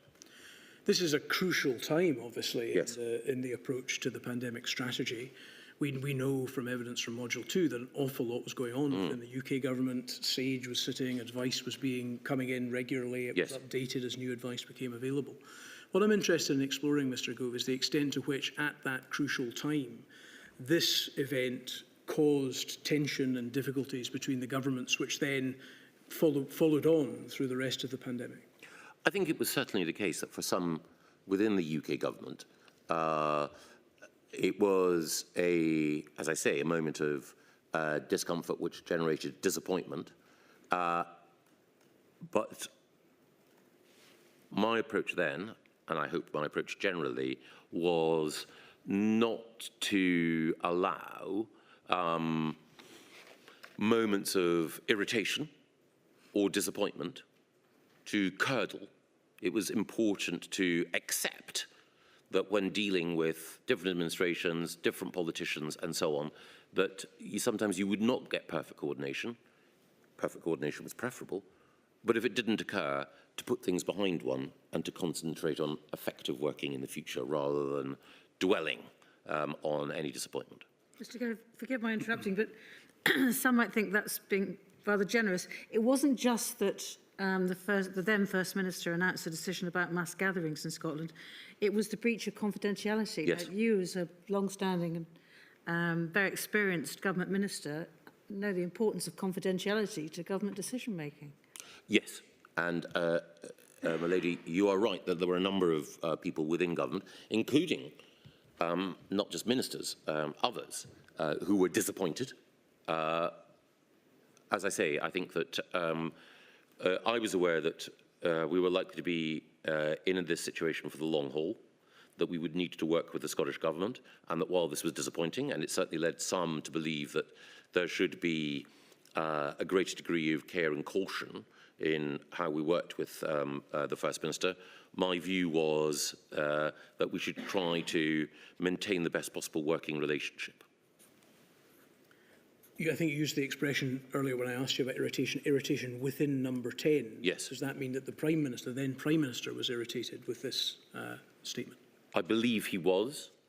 One of the things about the then Prime Minister is that, again, to be fair to him, he would often express irritation, but he would seldom bear grudges. So he would sometimes express how disappointed he was, but then quickly move on to the task in hand. We looked earlier at the messages which you'd seen before, in which Dominic Cummings is suggesting that discussions should take place out with Cobra. You talked about the debate. Is there a connection between the air of suspicion and the perception of breach of confidentiality here on the part of the Scottish Government and the desire on Mr Cummings' part to advise the Prime Minister to undertake his discussions about pandemic management out with the ears of the Scottish Government and other devolved administrations? Well, I think that the message from Dominic Cummings to Boris Johnson occurred in the morning of the 12th of March, yes. And then Nicola Sturgeon's press briefing occurred later. That's my understanding. Yes. Cobra occurred later. So, in a way, one could argue that Dominic's fears, as expressed in that message, were reinforced by Nicola Sturgeon's action later that day. I think that were there to have been, which I'm sure there must have been, a conversation between Dominic and the Prime Minister subsequently, Dominic could have pointed to the then First Minister's actions and could have said, well, this is evidence for the proposal that I've made to you earlier this morning. I'm sure he probably expressed views similar to that, yes. Okay. Did issues of confidentiality, leaking information from joint meetings remain through the pandemic a concern on the part of the UK government as regards the position of the Scottish Government? There were concerns, and again, that event, I think, was the sort of wellspring for those concerns. But I don't recall, even though there were disagreements on certain issues, I don't recall any particularly damaging leak that could be laid at the door of anyone in any of the devolved administrations. It may well be that that happened, but I can't recall another incident. But did it, whether that was the case or not, did it create an apprehension on the part of key decision-making UK government ministers that the Scottish Government effectively was not to be trusted?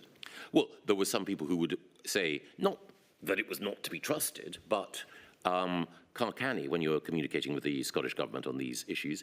But as I say, my view was that we've got to work together, we've got to rub along. There will be certain risks, of course, but it's more important to seek to work collectively together. And again, to be fair, the bigger the meeting of any kind, the greater the risk of leaks. And there were leaks at certain points, as we alluded to earlier, from within the UK government that obviously had absolutely nothing to do with the devolved administrations, and which sometimes impeded the effective delivery of policy. But you have to accept that at certain times you have to broaden the cast list to bring people in, and that risk of leaking increases proportionately. We've talked about the role that you played in meetings from roughly April, May onwards, the Four Nations meetings. We've also heard other evidence from a senior civil servant in the Scottish Government about attempts made around the May period where he characterised the position as being one of divergence to try to make sure that the Four Nations message was reiterated from the Scottish Government perspective. First of all, at this time, were attempts made to try to smooth over any irritation or concern such that the important relationship between the governments would be able to flourish as best as possible despite them? Yes, and I think that some evidence for that would be the meetings of the ministerial implementation groups and the fact that they were meeting at that time relatively regularly to discuss support for the shielded vulnerable and the operation of other public services. That, I think, was evidence of a commitment on the part of every government to seeking wherever possible to work together. But of course, the additional understanding that each jurisdiction had of the virus as the pandemic developed led to a difference of emphasis amongst some of the jurisdictions in how to handle it. And again, as we touched on, it is both the case that at some points the Scottish Government were looking at things through a political prism. However, I think it is also the case that there were people both advising the Scottish Government and, for that matter, the Welsh Government, and people within the Welsh Government who worried that the UK government's path out of lockdown, and certainly our decisions later that year, were insufficiently cautious.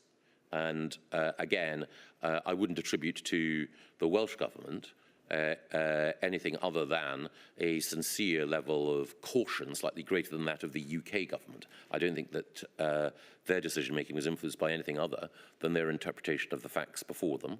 And it was certainly the case, as we know, that the First Minister of Scotland was receiving advice from people who believed that a greater degree of caution and bearing down on the virus was necessary. So, again, as we've also heard, there were other scientific and medical advisors who argued that the Scottish Government's approach needn't have been quite as restrictive as it was for as long as it was. We'll come to that in just a moment, Mr Gove, but on this subject of the irritation, degree of concern, mistrust, one might say, you say in your M2A statement at paragraph 39, that it became a particular irritation that many meetings relating to travel policy and red list policies leaked. But it was also a sad reality that UKG-only meetings sometimes leaked, as you said. Nevertheless, we tried to include DAs in meetings wherever appropriate and sought to select attendees to ensure appropriate discussion, even if that came at the risk of some leaking. Yes. Were your concerns about leaking of information relating to travel policies, the red list and the like, related to the Scottish Government? No, I think that again, it was simply a fact, and I hope that the statement reflects that the bigger the cast list, the greater the risk. So I did not feel intrinsically that having the Scottish Government in conversations was a particular additional risk, but, as we've discussed, the experience of the 12th of March meant that there were those in the UK Government who did have that concern. And those included the Prime Minister and the Secretary of State for Scotland? Well, the Prime Minister and the Secretary of State for Scotland were concerned after the 12th of March, but I think in terms of the ongoing conversations that we had, I wouldn't want to be in a position where I could state or overstate the concern expressed by either Boris or Alistair. I know Alistair's appearing later this week, so he'll be able to offer his own perspective. Would it be fair to say, obviously, as we discussed, you were the principal, if you like, involved in those discussions in the period thereafter in the Four Nations meetings, whereas you've told us you were prepared or able to put those concerns to one side. Did it remain the position of other key decision makers that they were not? No, I think they did put them to one side, actually. I think that there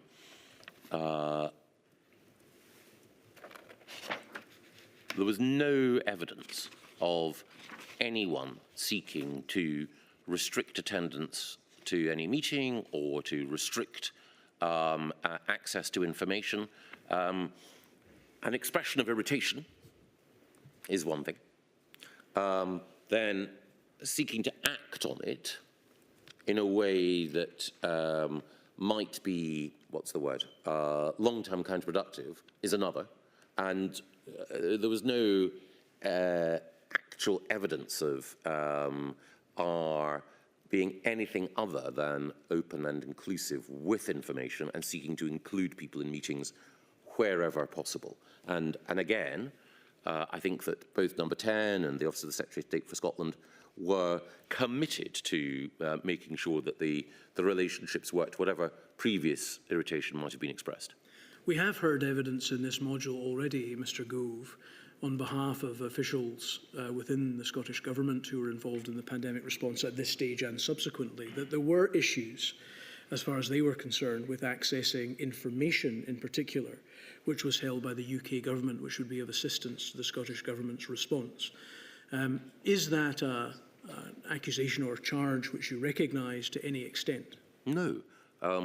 The way in which SAGE operated, the way in which information was shared, there was never, that I was aware of, any scientific or public health information that the UK government had that wasn't shared, whether at the level of scientific advisors, chief medical officers, or ministers.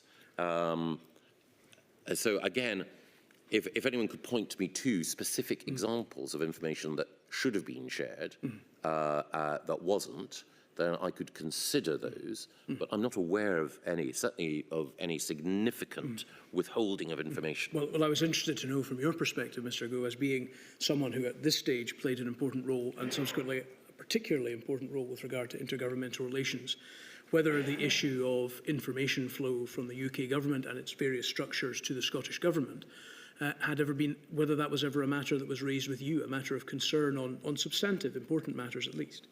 No, and I think that there might have been discussion about economic modelling at certain points, but the actual information, scientific information that we had, and of course some of that information was provisional, some of it was modelling, I think was always shared, and I think the whole basis on which SAGE operated, indeed the whole basis on which the medical profession and scientists operate, is that collaboration and information sharing is central to their professional ethos. Although we've heard variable evidence in this regard, some suggesting that the SAGE and its subgroups worked quite well for those who were on the groups as far as Scotland was concerned, but others have suggested that, for example, as far as Scotland was concerned, questions would have to be submitted in advance to SAGE such that there wasn't the room for the kind of discussion which you've suggested is important in the political sphere. Again, is that something that was raised with you, or are you aware of from your involvement at this period as being a concern from the Scottish Government's end of the operation? No, I don't recall it featuring. There may have been requests or comments made about the need for information sharing, but I don't recall any particular obstacle. Again, as the inquiry has heard, when SAGE meets, except for one or two occasions, it meets without the presence of ministers, and it meets with the CMO or the CSA there, and SAGE will consider the questions put to it by different parts of government, but it's important that it be a free and free-ranging discussion with the clinicians, scientists and others in the room. We've heard, I'm interested in this particular early period in time, because you were involved in a lot of meetings and involved in a lot of discussions around that period. I'm interested in trying to explore with you your perspective on a particular matter. We have seen within some of the documentation, the noted documentation that we've seen, that there's at least one official who within Scottish Government thought in the period around about February leading into March that there, although there was significant activity at UK Government level, that as expressed on the 26th of February, all departments in the UK Government are fully engaged and mobilised in a way that the Scottish Government simply isn't. That comes from the 26th of February 2020. I'm interested in understanding, Mr Gove, from your perspective, whether that was something, a phenomenon that you recognise, that the level of activity that was going on end of February into March in the UK Government, whether that appeared to be something with which the Scottish ministers and officials with whom you were speaking were equally engaged? No, I think in the period, and it has been touched on elsewhere in the inquiry, in the period late February, early March, it is a fair charge that across the UK, we did not act as quickly as we might have done to deal with the virus. But I don't recall any reason for believing that the Scottish Government or any devolved administration was somehow dragging its feet, particularly at that point, in comparison to the UK Government. But others who've been more directly involved in preparations will have a better overall sense of that.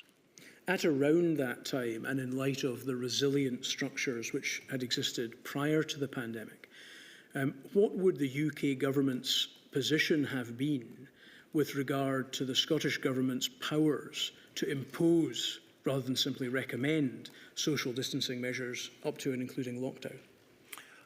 I think our view would have been that any response to a UK-wide threat should be effectively coordinated. And again, as it turned out, one of the things that we would do is have conversations with Scottish Government ministers and officials, and indeed Northern Ireland Executive and Welsh Government officials, and seek to thrash out what the appropriate level of responsibility was and if people had the resources and powers required, as indeed we sought to do during the course of the pandemic with those, albeit that it's a different set of questions, who had powers as mayors. So one of the things that we were discussing right at the very beginning of the pandemic is whether or not London should go first into lockdown. And there were conversations with the Mayor of London, he was brought into Cobra, and so on. I'm not suggesting for a moment that one should consider London, great city as it is, on a par with Scotland. You know, the nature of Scotland's political, constitutional, historic character is different, so I wouldn't want anyone to infer from that I was suggesting any sort of constitutional parity. I'm just saying that in operational terms, you would sometimes, faced with a new crisis, albeit that some aspects of it could have been anticipated, you just, through conversation, work out where are the correct levers for dealing with an issue of this kind. What I'm interested in exploring, Mr. Gove, is the extent to which at that stage, certainly from the UK Government's perspective, it was anticipated based on pre-pandemic resilience planning that effectively the UK Government would be responsible for policy, deciding whether or not there should be restrictions, and that the Scottish Government's involvement would be in the implementation or operationalisation of that policy, as opposed to fixing the policy itself. No, I don't think so. And I think that for those who would have given it a great deal of thought, there would have been an appreciation that health has devolved and that a lot of the decisions would have been for the Scottish Government quite rightly to take. So there may have been a haziness in some minds, and it may be that some might not have given every aspect of pandemic preparation all of the thought that might be required. But I think there was a pretty good general understanding of the need to respect the competences of the devolved administrations. But at that stage, would it have been anticipated that Scotland, if it were necessary to impose social distancing measures, would have the power to do that, as opposed merely to operationalise policies made by the UK Government in that regard? I think the point has been made in previous evidence sessions that lockdown itself was a novel and contentious policy, and that the overall approach towards the pandemic had been to seek to use testing, contact tracing, and so on to mitigate its impact and to seek to control it.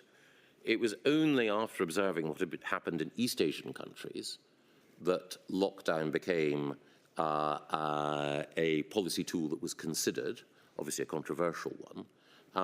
So in a way, while the inquiry, I'm sure, will have a number of judgments to make about the extent to which a crisis of this kind was foreseeable and the extent to which different types of preparation might have been put in place, there wasn't anyone really anywhere in the Western world who was thinking about lockdown as a desirable policy tool, and therefore the question, had we thought about, you know, if lockdown was required, should the Scottish Government have this power or that power, wouldn't have arisen because people weren't thinking about lockdown as the sort of policy that would need to be pursued. But if one were to put lockdown as a concept to one side and Yes. simply think about the possibility of using social distancing measures short of a lockdown, Yes. so for example the cancellation of mass gathering, was that something over which the UK government's position was that it would make the policy decisions and that would merely be operationalised through existing resilience partnerships and arrangements within Scotland? I don't think so, but there may have been different views amongst those who were giving consideration to that question. In the period after the lockdown had been imposed, I'd like to take you through some various elements or time periods to get your broad impressions of the Scottish position. In the period after the lockdown was imposed, we've heard evidence that a number of things were done within the Scottish Government operation, including the setting up of new directorates to deal with the COVID response, and indeed the creation of a new Scottish COVID advisory body, about which we've heard considerable evidence during the course of that week.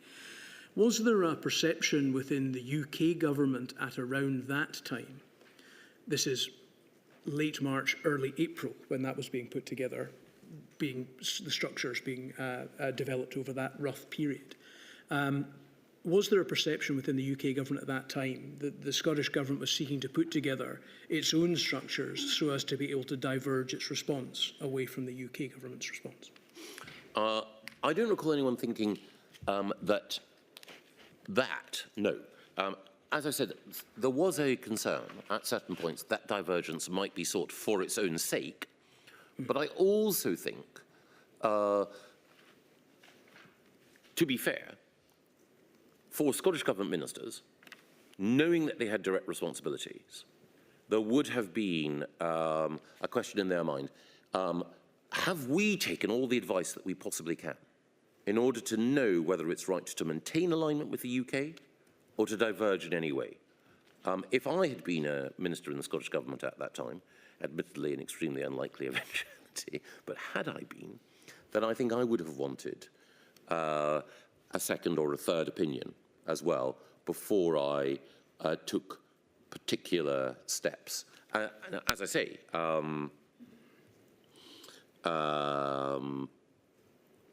there were, I'm sure, temptations at certain points to think politically and to seek divergence for its own sake, but I don't think setting up those structures is in itself a bad thing. You've used the expression seeking divergences for its own sake on a number of occasions.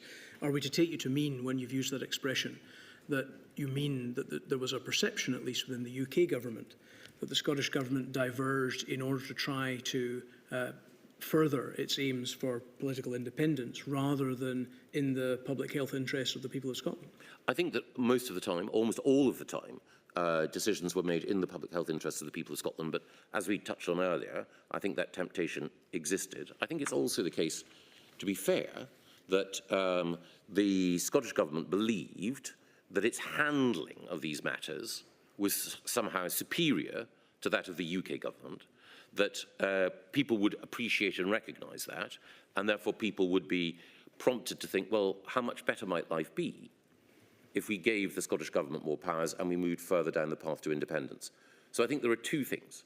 The first is that within the minds of Scottish ministers, I believe it was the case that they thought, if we demonstrate that we are more efficient and more compassionate, people will think, give the Scottish Government more power. And secondly, I think that they thought at certain points, we can demonstrate by our divergence the benefits of separating oneself from the UK. Now, again, the day-to-day outworkings of decision-making by the Scottish Government, I believe, were overwhelmingly driven by a desire to do the right thing. But as I say, when one's dealing with a political movement that has a single overriding objective in the way that the Scottish National Party has, and when one looks at how the Scottish National Party operates and the way in which it looks at every political issue through the prism of achieving independence, then that has to be borne in mind. The weight given to that obviously depends on individual judgment. To be fair, Mr Gove, I'm not sure what you're describing there is in fact divergence for divergence's sake. What you're describing is a situation in which, a hypothetical situation, I think, in which if the Scottish Government dealt with the pandemic more effectively and more compassionately, which surely would be something that the people of Scotland would want, that there might at some later date be some political advantage. So why was it that the UK Government seemed to have a perception that this was divergent for divergence's sake, rather than for the purpose of achieving a more effective and compassionate response? I think we're not at variance, really. I think there are two overlapping elements to it. So the first thing to say is that sometimes, and this is the whole point of devolution, you can have policy innovation in one jurisdiction that others can learn from. And that is not a bad thing.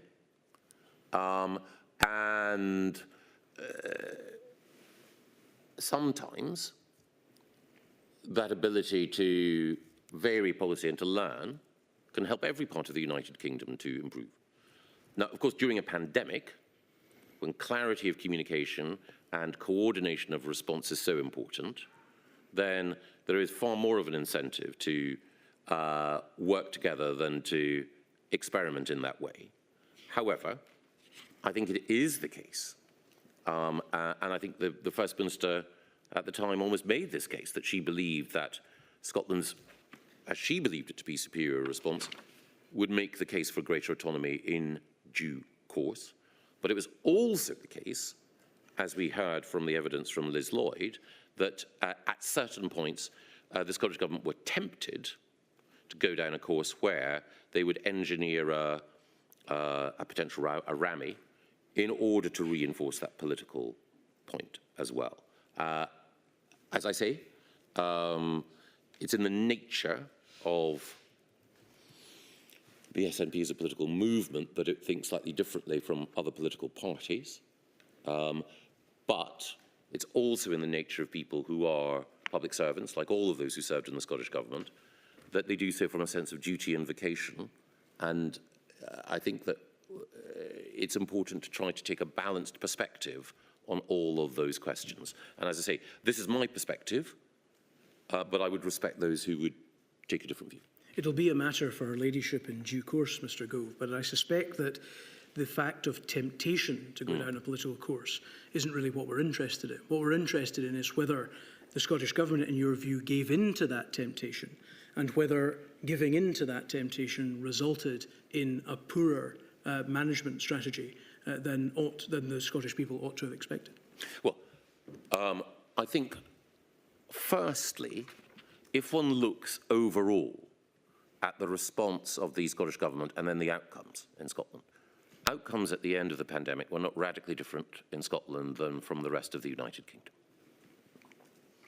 And again, it's not my place to say whether in the handling of care home deaths or in the handling of other issues, Scotland's approach was significantly better or worse than that of other parts of the United Kingdom.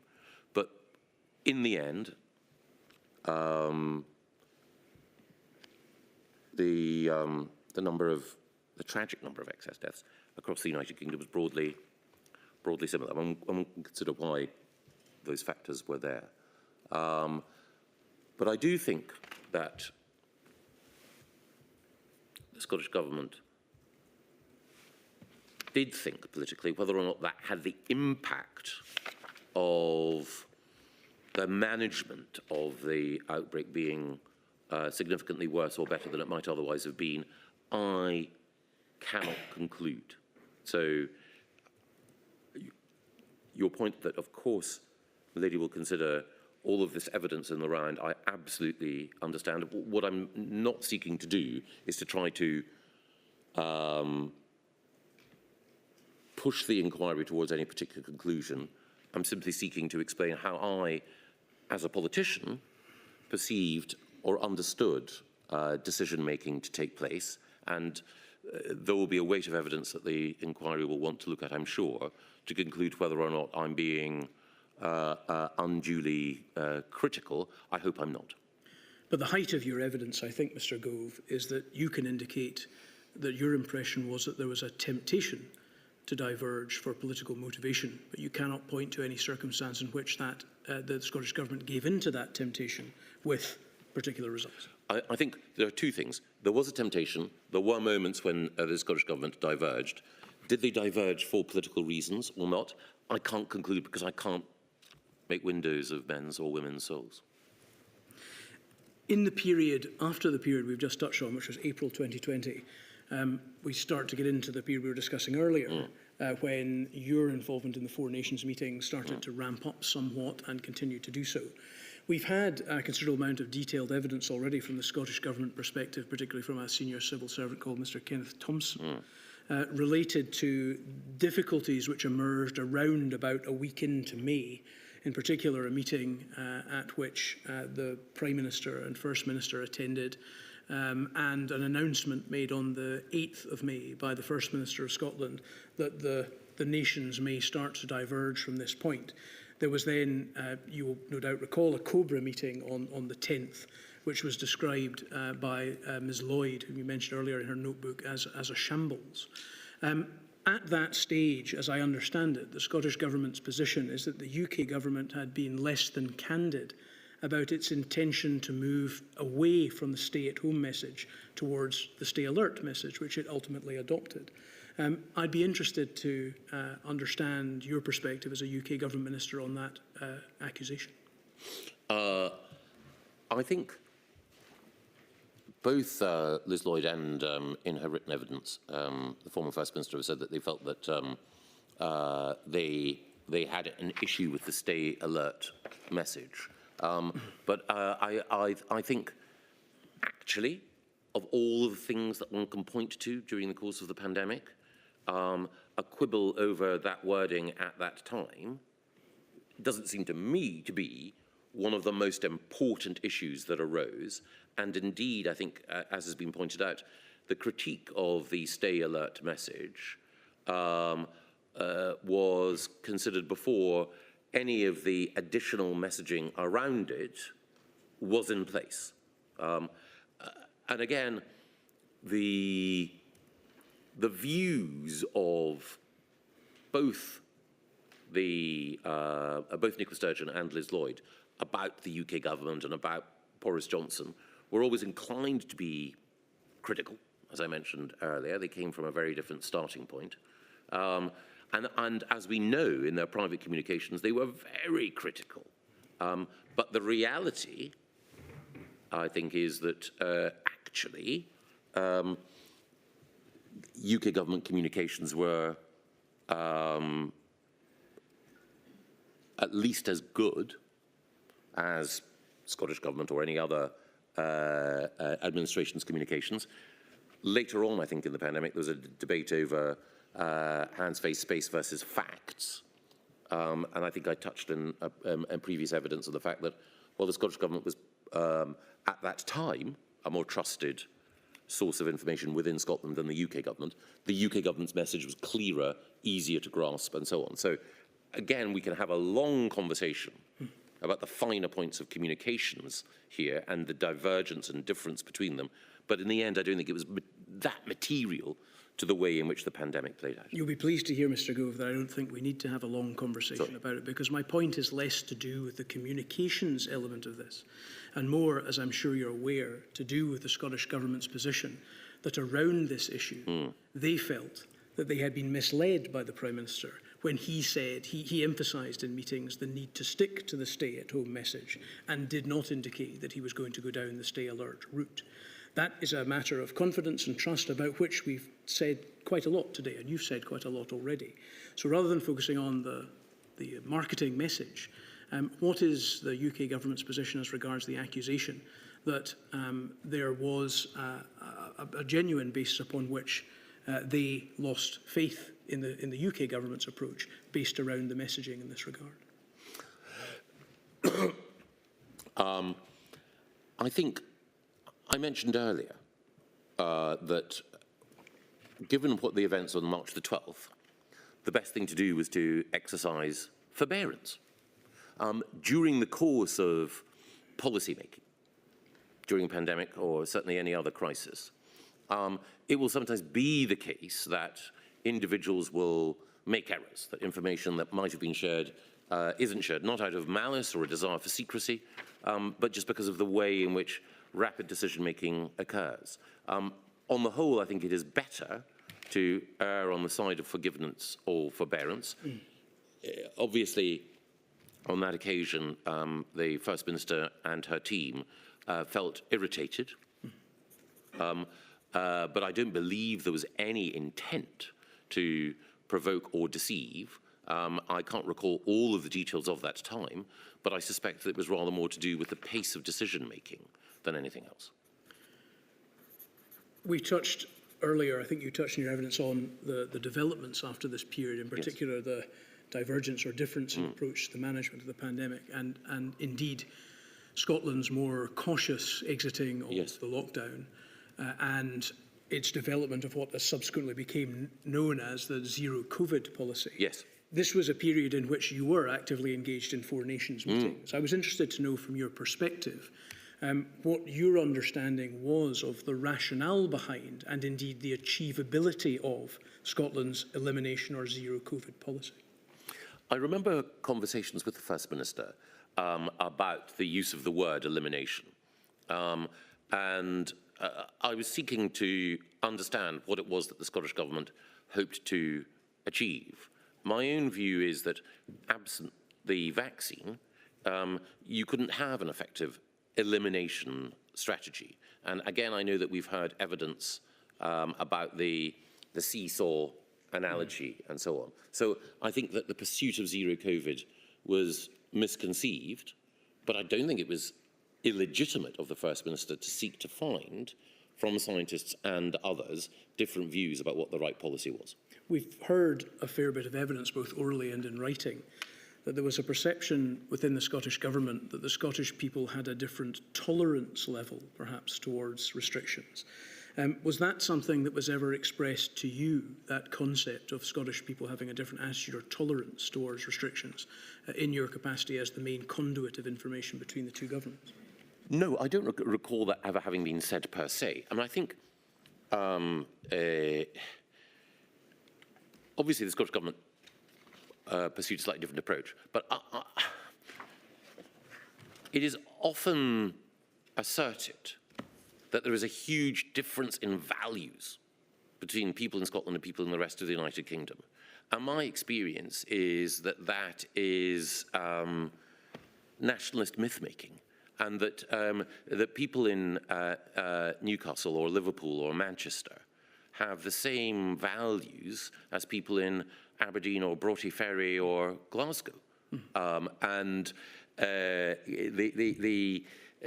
it is sometimes the case that the SNP and their supporters seek to suggest that there's something about the national community in Scotland that is somehow different, more compassionate, more tolerant than people in England. And I think that is divisive nonsense. We talked earlier about the details of the Prime Minister's visit to Scotland on the 23rd of July 2020. And it was put to you that the Prime Minister's comments about the Union were an example of the United Kingdom government politicising the pandemic response, and we had a discussion about that. And your position, as I understood it, was that the United Kingdom government did not use the pandemic response to further arguments about the Union. Is that correct? It was the case that some of what we were doing was self-evidently a consequence of the strength of the Union. So it would have been, what's the word, curious to be reticent about that. Could we look at INQ 00008954, please?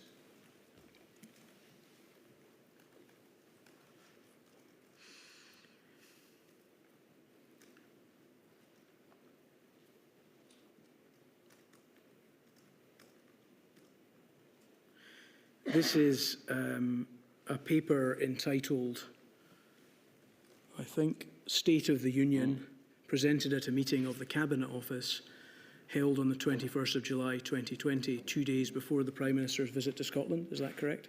Yes. It's a paper presented by you? Yes. Could we turn, please, to page 2? It says there, perceptions of the government's and the devolved administration's response to COVID-19 reflect wider challenges in microcosm. In Scotland, only 27% of people think that the UK government is putting in place the right measures to protect the UK from COVID-19, but 70% of respondents believe the Scottish government is putting in place the right measures to protect Scotland.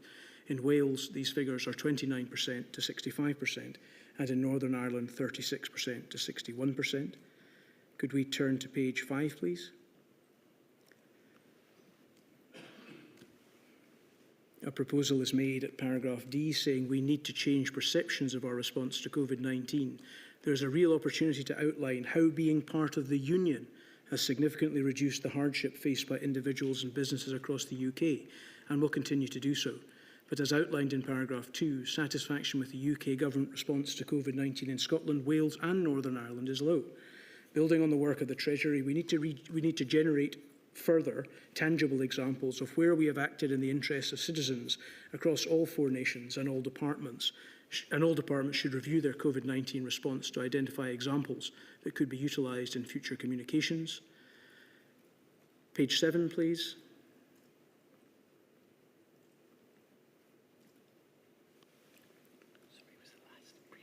The page before that. Paragraph 17, I think we're at. Yes, sorry, down the bottom. Conclusions.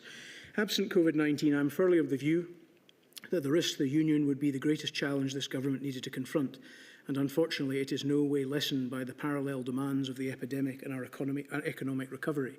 In the lead up to May next year, and throughout this Parliament, protecting and strengthening the Union must be a cornerstone of all that we do.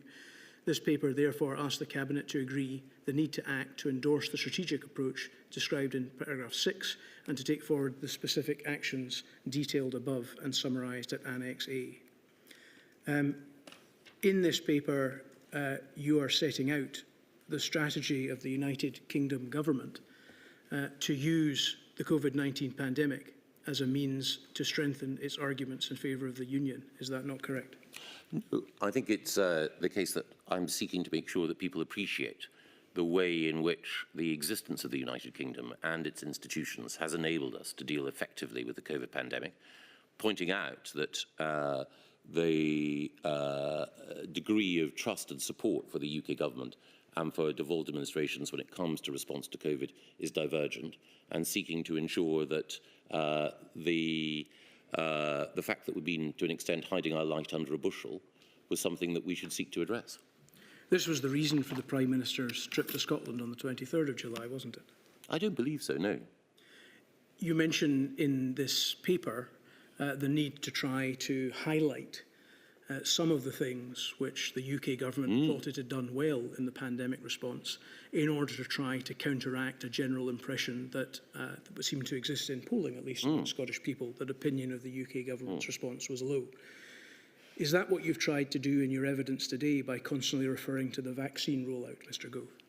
No, I think that there are a number of cases where the UK government's response was significant and helpful across the United Kingdom. So I think the COVID business intervention loan scheme would be one such. A whole approach that we took towards furlough. I think it would also be the case that the way in which we managed in a competitive international environment to source PPE would be another. It's my responsibility as a Minister of the UK government to uphold the United Kingdom and to point out from time to time that to dismantle its institutions and its structures would be harmful and deleterious to all of its citizens.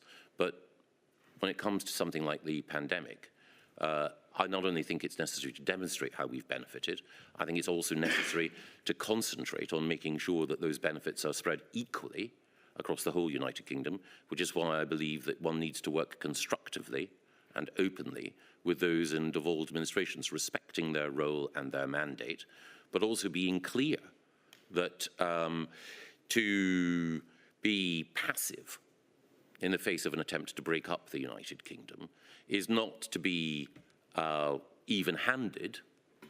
It is to quit the field when there is a direct danger to the well-being of every citizen of the United Kingdom.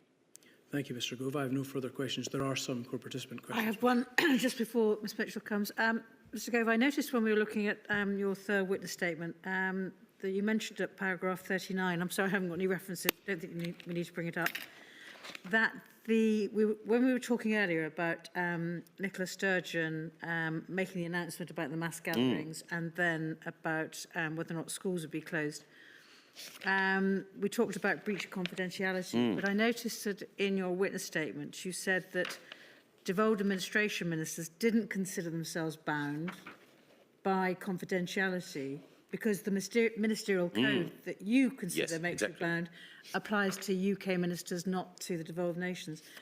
So that could explain why Nicola Sturgeon didn't consider herself bound by confidentiality, is that right? It could. So I think it is manifestly the case that the ministerial code does not apply to ministers in devolved administrations, but one would have hoped that the nature of the discussion and the sensitivity of the matters under discussion would have meant that, at the very least, a degree of, if not confidentiality, certainly respect for the conclusions of the meeting might have led her to wait until after there'd been a formal announcement by the UK government. Understand that. Secondly, if devolved administration ministers don't consider them bound by a duty of wouldn't it be possible to set up a meeting whereby, just like we would at a meeting, say the Chatham House rule applies, that one could say this meeting is bound by isn't that possible? Yes, it is. And I think it's also the case that there was a sort of broad understanding that when you're meeting in at any sort of, what's the word, joint ministerial level, that if there's going to be communication afterwards, that you have an agreement, formal or informal, about whether or not there's going to be a communique or a press conference, or whether or not someone is going to be allowed to brief the media in a particular way. So that's generally done in an ad hoc way, but it could be formalised. Thank you. Ms Mitchell. I'm obliged.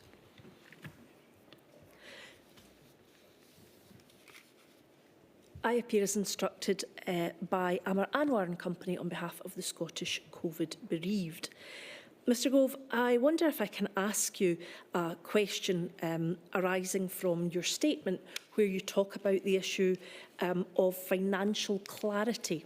Now, just to allow you a moment to remember the context of this, you set out a proposed memorandum of understanding, or what issues we might like to consider in relation to any future pandemic and how we might be able to think of various issues in advance to reduce, I suppose, any issues that might be problematic.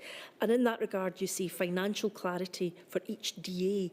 Can you first of all explain what you mean by financial clarity?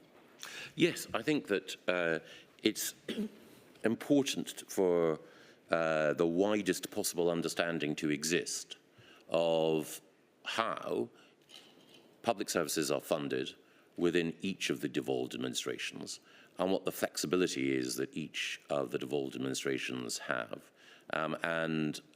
Work has been done by the UK Treasury in order to ensure that each of the individual devolved administrations is happy with the way in which, for example, the Barnett formula works and the way in which their respective tax varying powers can be deployed.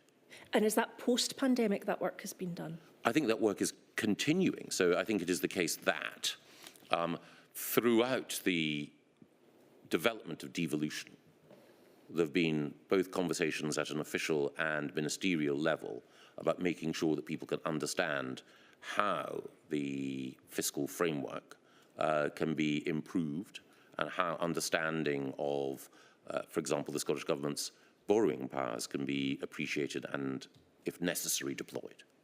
And is the financial clarity, not simply the financial clarity of those within Scotland, but also within the UK government as to where the lines are drawn? Is the conversation two-way, I suppose? I think it's at least four-way, but yes. And where do you see the four-way? With Wales and Northern Ireland as well. I see. Moving on to question number 2, we heard you earlier give evidence that in the context of leaks by the Scottish Government, and in fairness the UK Government, but in the particular instance of leaks by the Scottish Government, the UK Government might have to call canny in communication with the Scottish Government. I'd like to ask you about a comment that you've made in your statement, where you say, "I accept there were occasions where materials were distributed shortly before meetings. It seems to me that there were probably good reasons for this, including the incredible fast pace of events, and in some cases, the need for security and confidentiality of the material to prevent leaks to the media." And you go on to explain that there were such delays and last-minute documents given also to the UK Government. It wasn't simply those that involved the devolved administrations. Can I ask, in what instance would it have been appropriate to hold back documents for a meeting to prevent leaks to the media? And secondly, can you provide any instances of this occurring that you're aware of? Yes, throughout government, it will often be the case that documents will be held back. There have been a number of occasions when there have been UK government-specific discussions, not about COVID, but about other matters, where the paper before the meeting, which will be the basis for discussion, is shared only with ministers an hour beforehand. Sometimes ministers are invited into a reading room and given an opportunity to absorb the information and the proposition before then going into general discussion. It is the case that most civil services overall dislike the idea of decision-making being affected by leaks. Most civil services believe that they serve their government well by making sure that confidentiality is respected.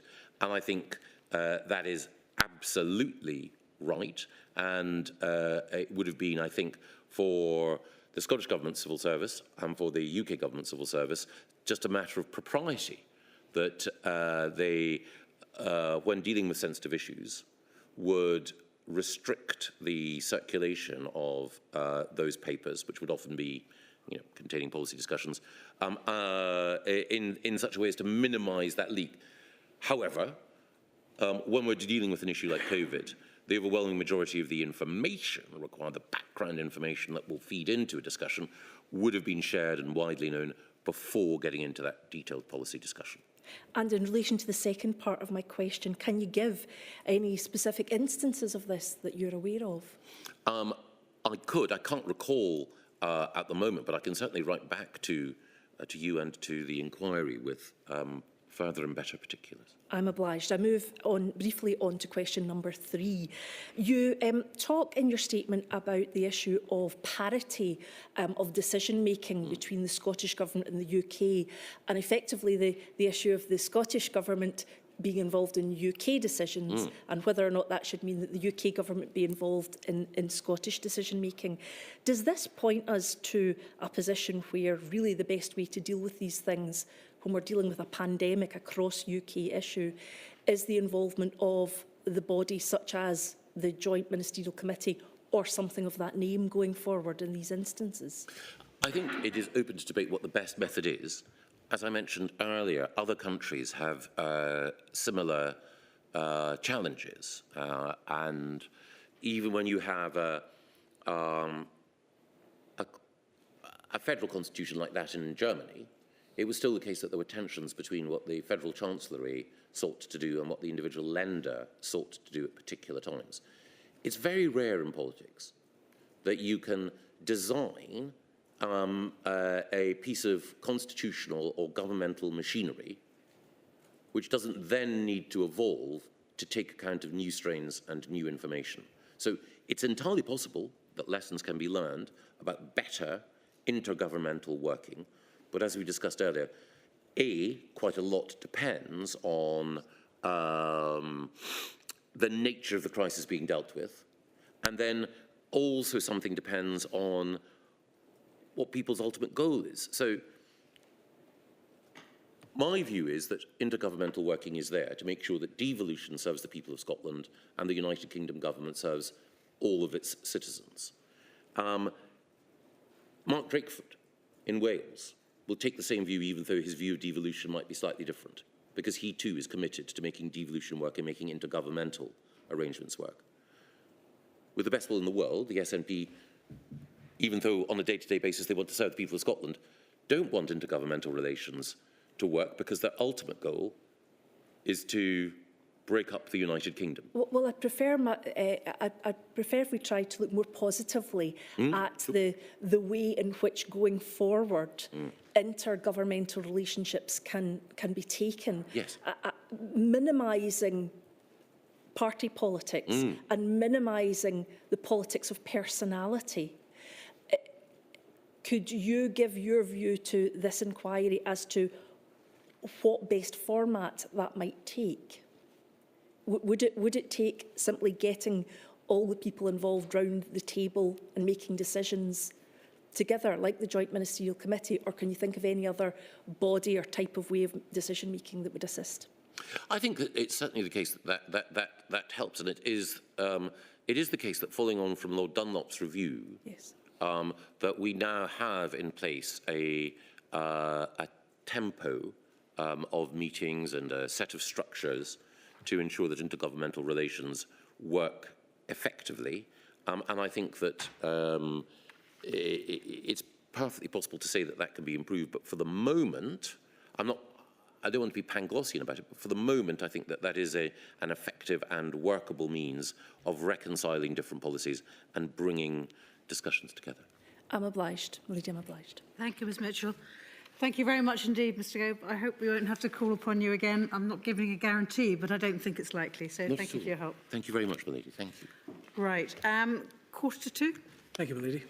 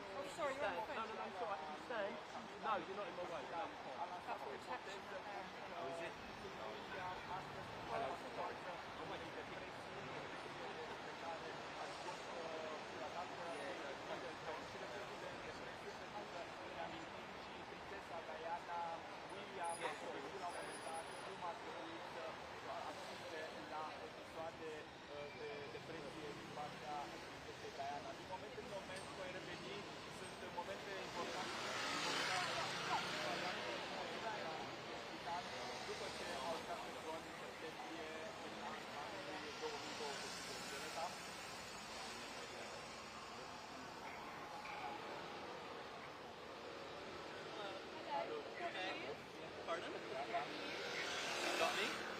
No news. You got me? Just come to say hello. Hello, how are you? You're okay.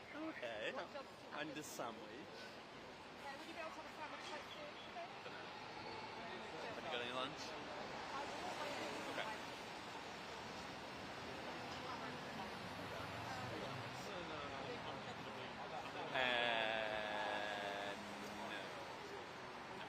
No. What we got? Princess Mary. Oh, yes, you got bath. Yes. That's her. Yes, mine. Oh, she's skiing. Lucky them. Lucky man. Right, there you go. What about the skiing? Did you get any trips, any winter sun, or did you go skiing? I Yeah. stayed on in Singapore. Yeah. A little bit of really.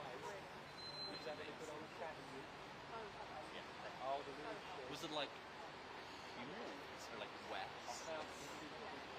Sticky? And everything in sight is like amazing. Yeah. Yeah. There's no balance. Yeah. Yeah.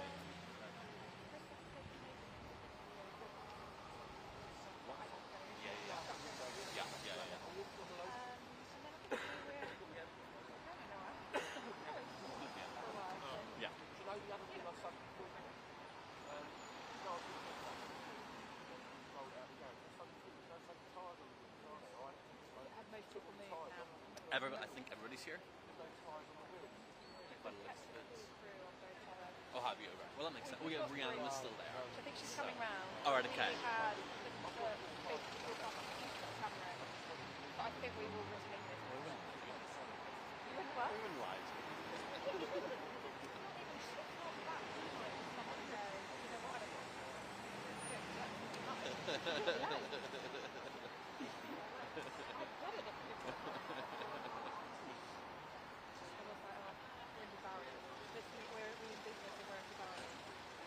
No, we love a barrier. I was trying to work out the difference.